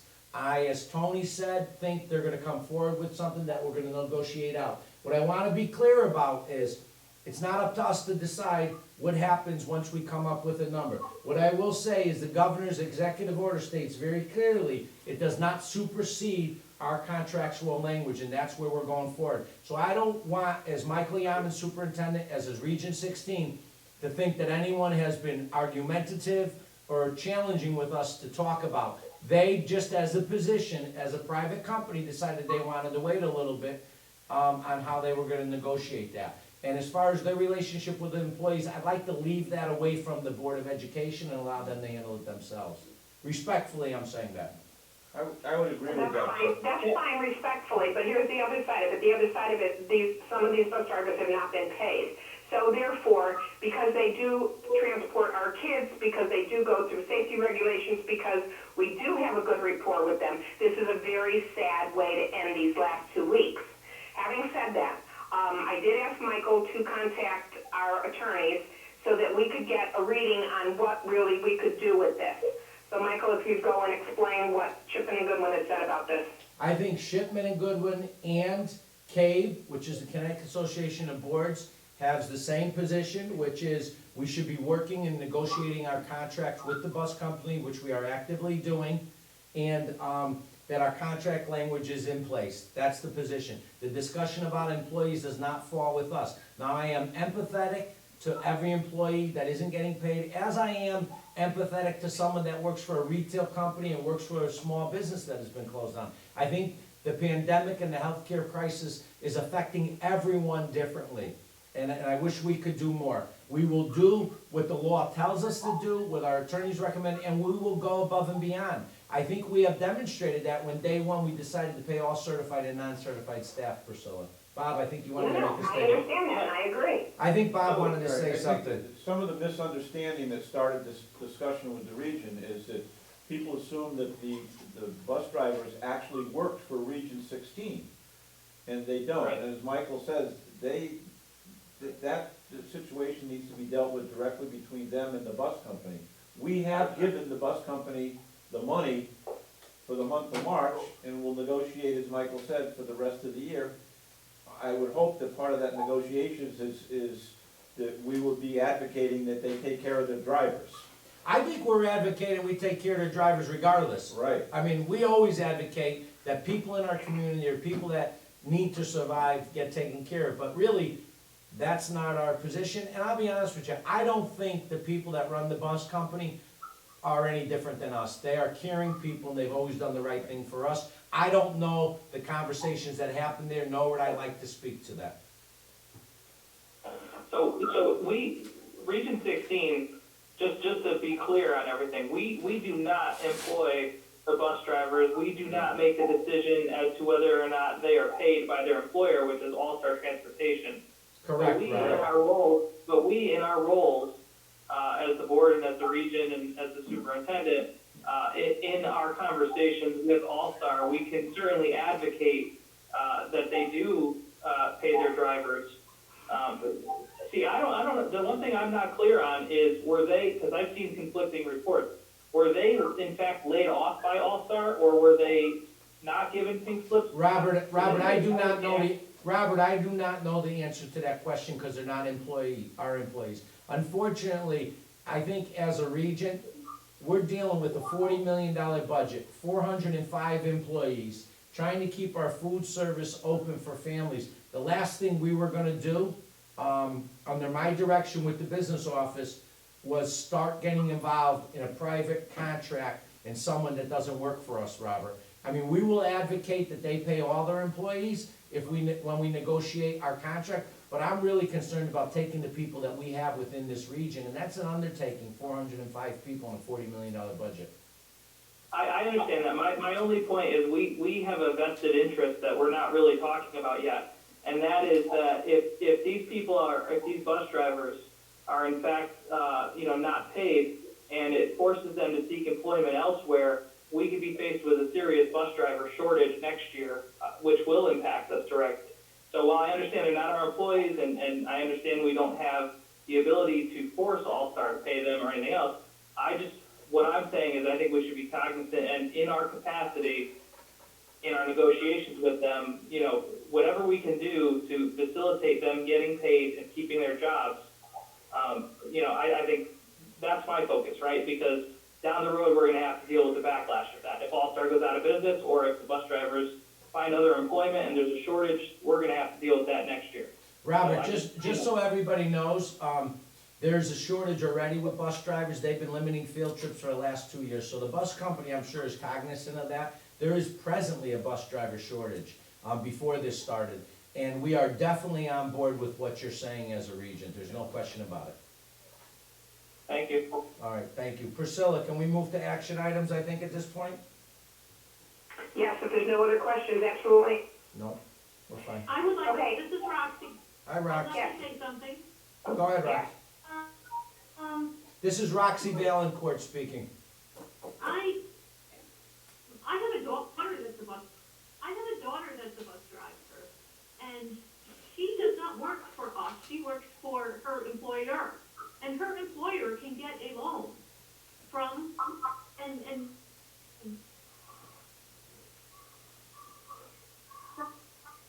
her employer can get a loan to pay these employees.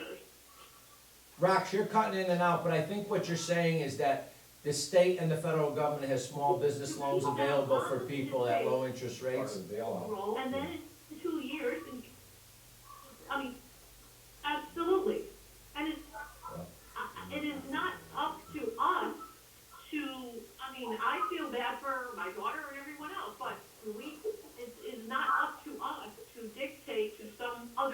company that they have to pay their employees. I don't understand. I appreciate that No, info. you're correct, we can't dictate, but what it has annoyed me is that we paid them in good faith for the whole month of March. What happened? That's not up to us. No, but they didn't, but Rox, they didn't incur costs. So we made the payment for all of March to them. They didn't incur fuel costs, they didn't incur maintenance costs. Their drivers apparently weren't paid. So I think that's what Priscilla's kind of saying, is, hey, we made the payment already in good faith to you for March. You laid off your staff, you didn't pay them, and you're sitting on a ton of cash now, right? And is the expectation going forward going to be that that's going to continue to be the practice? And your employees are collecting unemployment, we're paying the, whatever the negotiated amount is, and it's not making it to the bus drivers. I think Exactly. I I am so sorry. I thought that you were saying that we should make sure that their employees get paid.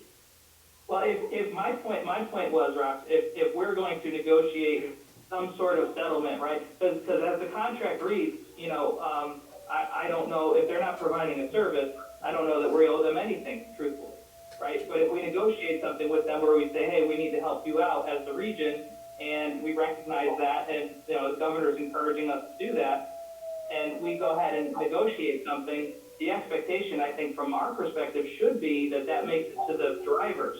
It doesn't go into the profit margin of All-Star Bus Company. Not that they would do that. I'm just saying that's where I would be expectation-wise. I'd like to interject. As a Board of Ed, I think we've talked on this subject. I think there's commonalities here, which is we want to support people and we want to advocate when we're negotiating. I don't think we have a position where we could say they don't have other costs, respectfully, Robert. They may still have to maintain budgets, keep mechanics on site, so forth and et cetera. I think the position of the board, after talking to Priscilla extensively as the chair for the last 3 weeks, is when we begin negotiating, we're gonna advocate for people to get paid, which we will do. We will also take into consideration that we're fiscally responsible to the region and the taxpayers to make the right decisions for the budget. And I'm fairly confident, knowing that they're a good company that's been with us a long time, that we're gonna reach an understanding. So if possible, I'd like to move this forward and let me report to you on it next week and at the next board meeting. I think the more we talk about it, I think we start touching on issues that aren't our purview. Actually, should be done in executive session, we're talking about negotiating the contract. We're not negotiating a contract, they're not our We're not employees. negotiating. So Priscilla, can we move to action items? I'm gonna request. Yes. Okay, number one, second reading of the revised policy 5518, non-resident attendance. Michael, do you want to just brief it or just? No, I think we've had that on the agenda for 2 months. I think we modified it so it's for kids or students that have been in the region or for all alternative ed program only, and I think it reads correctly if I'm quoting Robert correctly last time. I'll move that. Is not, excuse me, all right, in the second? Rob, second. Okay. Discussion? Okay, all those in favor? Aye. Aye. Aye. Priscilla, no. Okay, I don't know what the final count is, but I think it's 7-1. 7-1. Kelly, do you have it? Yes, I do. Thank you, Okay. Priscilla. All right, act to approve donation to the Woodland cheer team, the banner which stands at a value of $900. Motion? I'll move it. I moved it, second. Roxy? Roxy, okay, discussion? I just want to really thank Mark DiTilio. He donated this for $900 last year, he donated the year before. He's a fantastic supporter of the region as a whole, and I just want to thank him. It's very generous, and he deserves to be acknowledged. We have a plaque we're going to send him as well. Very nice, thank you. All those in favor? Aye. Aye. Aye. Opposed? Okay, I think that's unanimous. Yes. Okay, act to accept a teacher's letter of resignation, retirement. Shelley Pilley is retiring. She was a .4 family and consumer science teacher for the region. We wish her luck. She's a wonderful person. She's kind and supportive. Motion motion? I can't hear. Was it made? I can't hear it. I'm Yes, sorry. Robert Dyer approved. We need a And? second. Second. Thank you. Eric, okay. Discussion? All those in favor? Aye. Okay, that's approved. Act to award the Long River Middle School HVAC project to Action Air System. Do we need an amount in here, Michael? Yes, act to approve it for the amount of $350,000. $350,000. Okay, motion? So moved. I'll second. Second? Bob Hiscock moved, Roxy second. Okay, discussion? All those in favor? Aye. Aye. Okay. Thank you.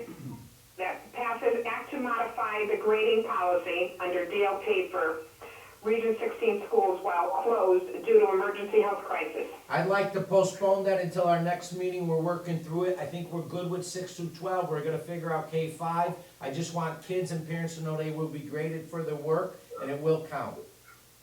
Okay, so that's postponed. All right? Thank you. Second, Roxy? Second. All those in favor? Aye. Aye. Okay. It is postponed.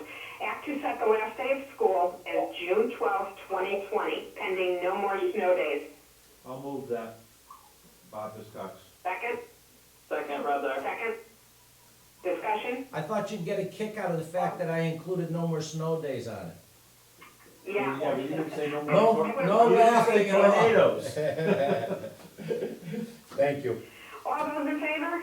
Aye. Okay, passes. Act to set the high school graduation as June 12th, 2020, pending the ability to hold social gatherings. I'll move. Second? Discussion? All those in favor? Aye. Aye. Okay, motion passes. Act to set the middle school, Long River Middle School ceremony, promotion ceremony for June 10th, 2020, pending the ability to hold social gatherings. So moved. Hiscox. Second? Second, Eric, aye. Okay, discussion? All those in favor? Aye. Aye. Okay, that passes. Alrighty,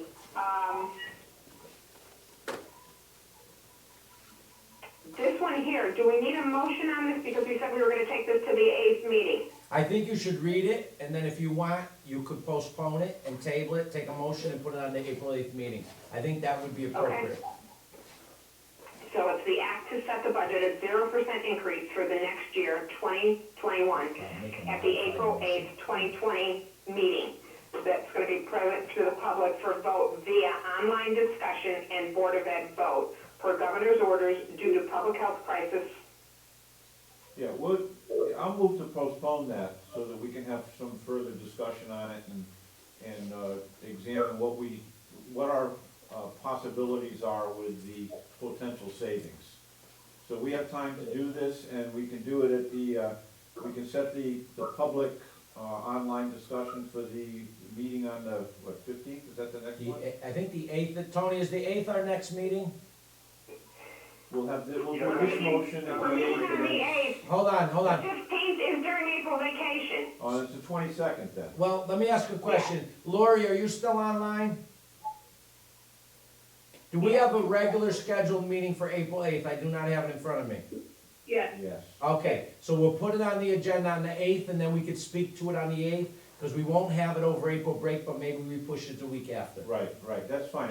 So that's Bob's motion, is to table this to April 8th and to discuss it to set the rate at that time.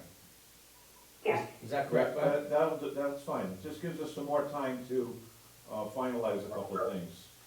Yeah, now as he said, the meeting after that is the 22nd. Okay, Right. so, Correct. so Because we there's a don't have it mo, during April break, right? so Bob made a motion. Second? Okay. Okay, there's a second discussion. All those in favor? Aye. Opposed? Okay, motion carries. I heard Tony, one. you're up.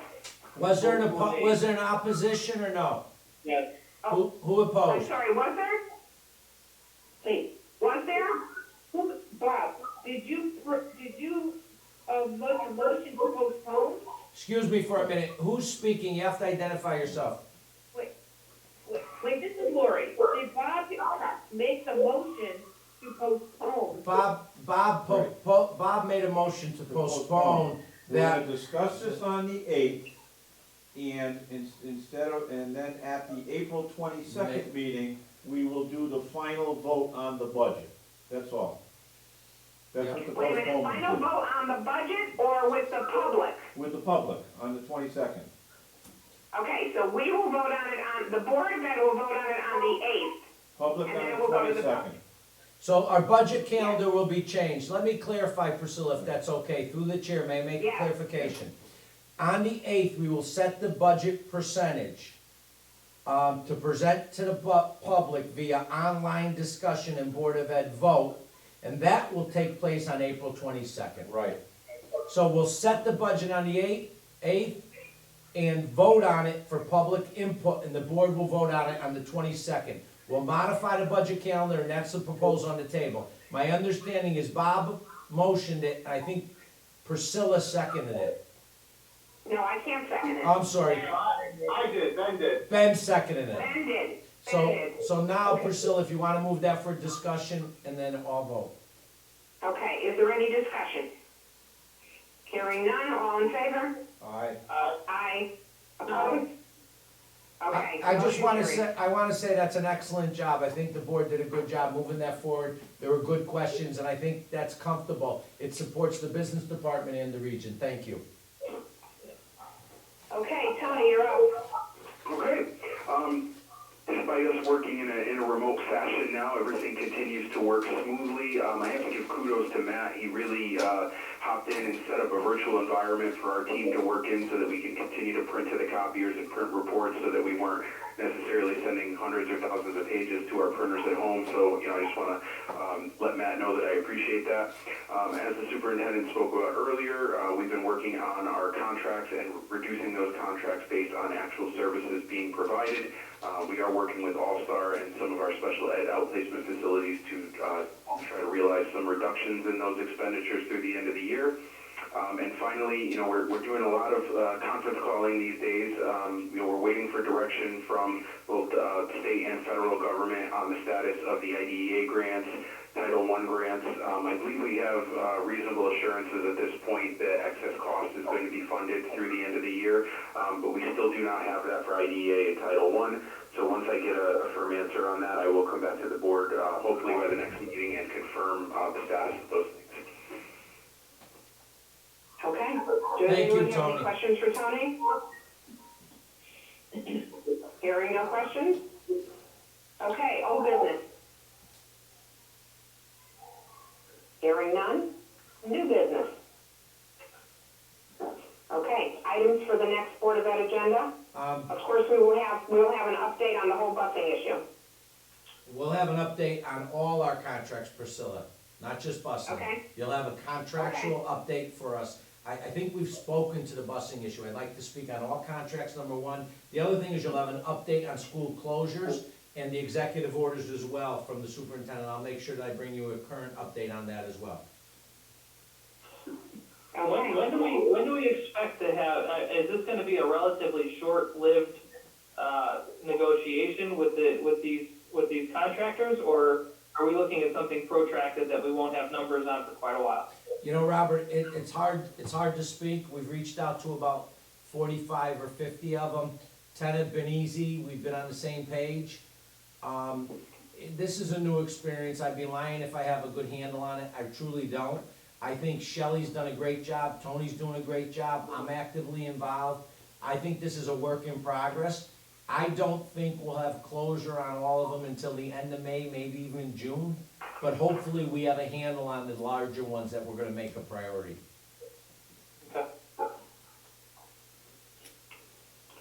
Anything else? Priscilla, I have a couple questions I wanna hit quickly, if that's okay, even though they came in later. I appreciate that. No, absolutely. Anytime they come in, that's fine. All right, so at this point, I think we're at information items, so I think it's a good time for me to speak to these questions. So Jake Follett from Prospect Trust Road, he wanted to know, with the implementation and expansion of distance learning, is online schooling being discussed as a replacement for future for snow days in the future? Absolutely, Jake. It's being discussed at the state level and our level. We're keeping track of things we're doing well, things we're not doing well, and things that we can improve upon. And I think, online, district learning platforms will be something you'll see come into play with snow days in the future. That's a great question, and yes, I do think that's something that will be coming down the road, not only in Region 16, but at the state level. I have another question. I have another question from Ella, from Prospect, Putting Green Lane. What would be the earliest date we'd go back to school? Does it seem likely or safe? We had a superintendent conference call the other day with the commissioner. There were 180 individuals on it. He told us that the week of April 10th, they'll give us more information on school closures. So at this point, I do not know if we're coming back. But I will say, in my opinion, it's highly unlikely that we will be returning to school. I do hope we come back and kids can have the experiences, but at this point, I do not know. Hopefully, within 2 weeks, I'll be able to send a letter out home to families as to where we are with that. Somebody's laughing. Joe Basama from Beacon Falls, Burton Road, asked if we'd be providing vegan or vegetarian options. I'll talk to Patricia Irazzi, our food service director. If we can do it, we will do it. I don't know what the capacity is to be able to do that, but if we can, we definitely will. And then finally, Gavin Moffett. Hi, Gavin. We wanted to make sure that you come on our next one. And Gavin's from Beacon Falls. He's 136 Burton Road. Can the Zoom app be unblocked on Chromebooks for students? I know that the next street will be using Zoom for school conferences, which is a service at Woodland. Matt's here right now. Matt, can you speak to that? Yeah, so, right now, what we've been doing is trying to funnel teachers into either the Schoology Conferences app or the Google Meet app. Because I'm just cognizant of throwing too many solutions to the same problem at teachers. So, I think if there are things in the Zoom app that we're only getting through Zoom conferences that we're not getting through Meet, say, or the Schoology conferencing app, then I'm open to discussing it, but I want to weigh what we're getting out of the new app that we have to support and train teachers on against the extra complexity that comes from doing so. So I don't want to give a final answer on it. I'm definitely open to, to talking about it, but it would also have to justify itself in my view. So, Gavin, we will get back to you on the Zoom question. That's probably one of the few we haven't been able to answer. Priscilla, you're up. Yes. On the highlights from the CABE for policy, that was in our packet, so I think everyone has seen that. And then I think from here we go to committee reports. Does anyone have anything specific to say, rather than go through the whole list, on any of their committees? I would just like to say that UPSU negotiations, it is a contract year. I will be reaching out to Colleen Enzo, their legal representation, and Sheila Brennan, and try to set something up for May for negotiations. Okay, that was going to be my question, if you had talked to them recently. Okay. Not about that, unfortunately. Okay, today you have facilities and transportation. Anyone else have anything from their committees? All right, hearing none, we are entertaining an adjournment. Move to adjourn. Second. All those in favor? Aye. All right, thank you very, very much. Thank you, for your everyone. patience. Thank you for your patience, and I'm open to constructive criticism. This is our first time. If you want to send me an email, give me a call. I'm sure there's room for improvement in holding these. Thank you so much. Have a good night. Good night. Good night.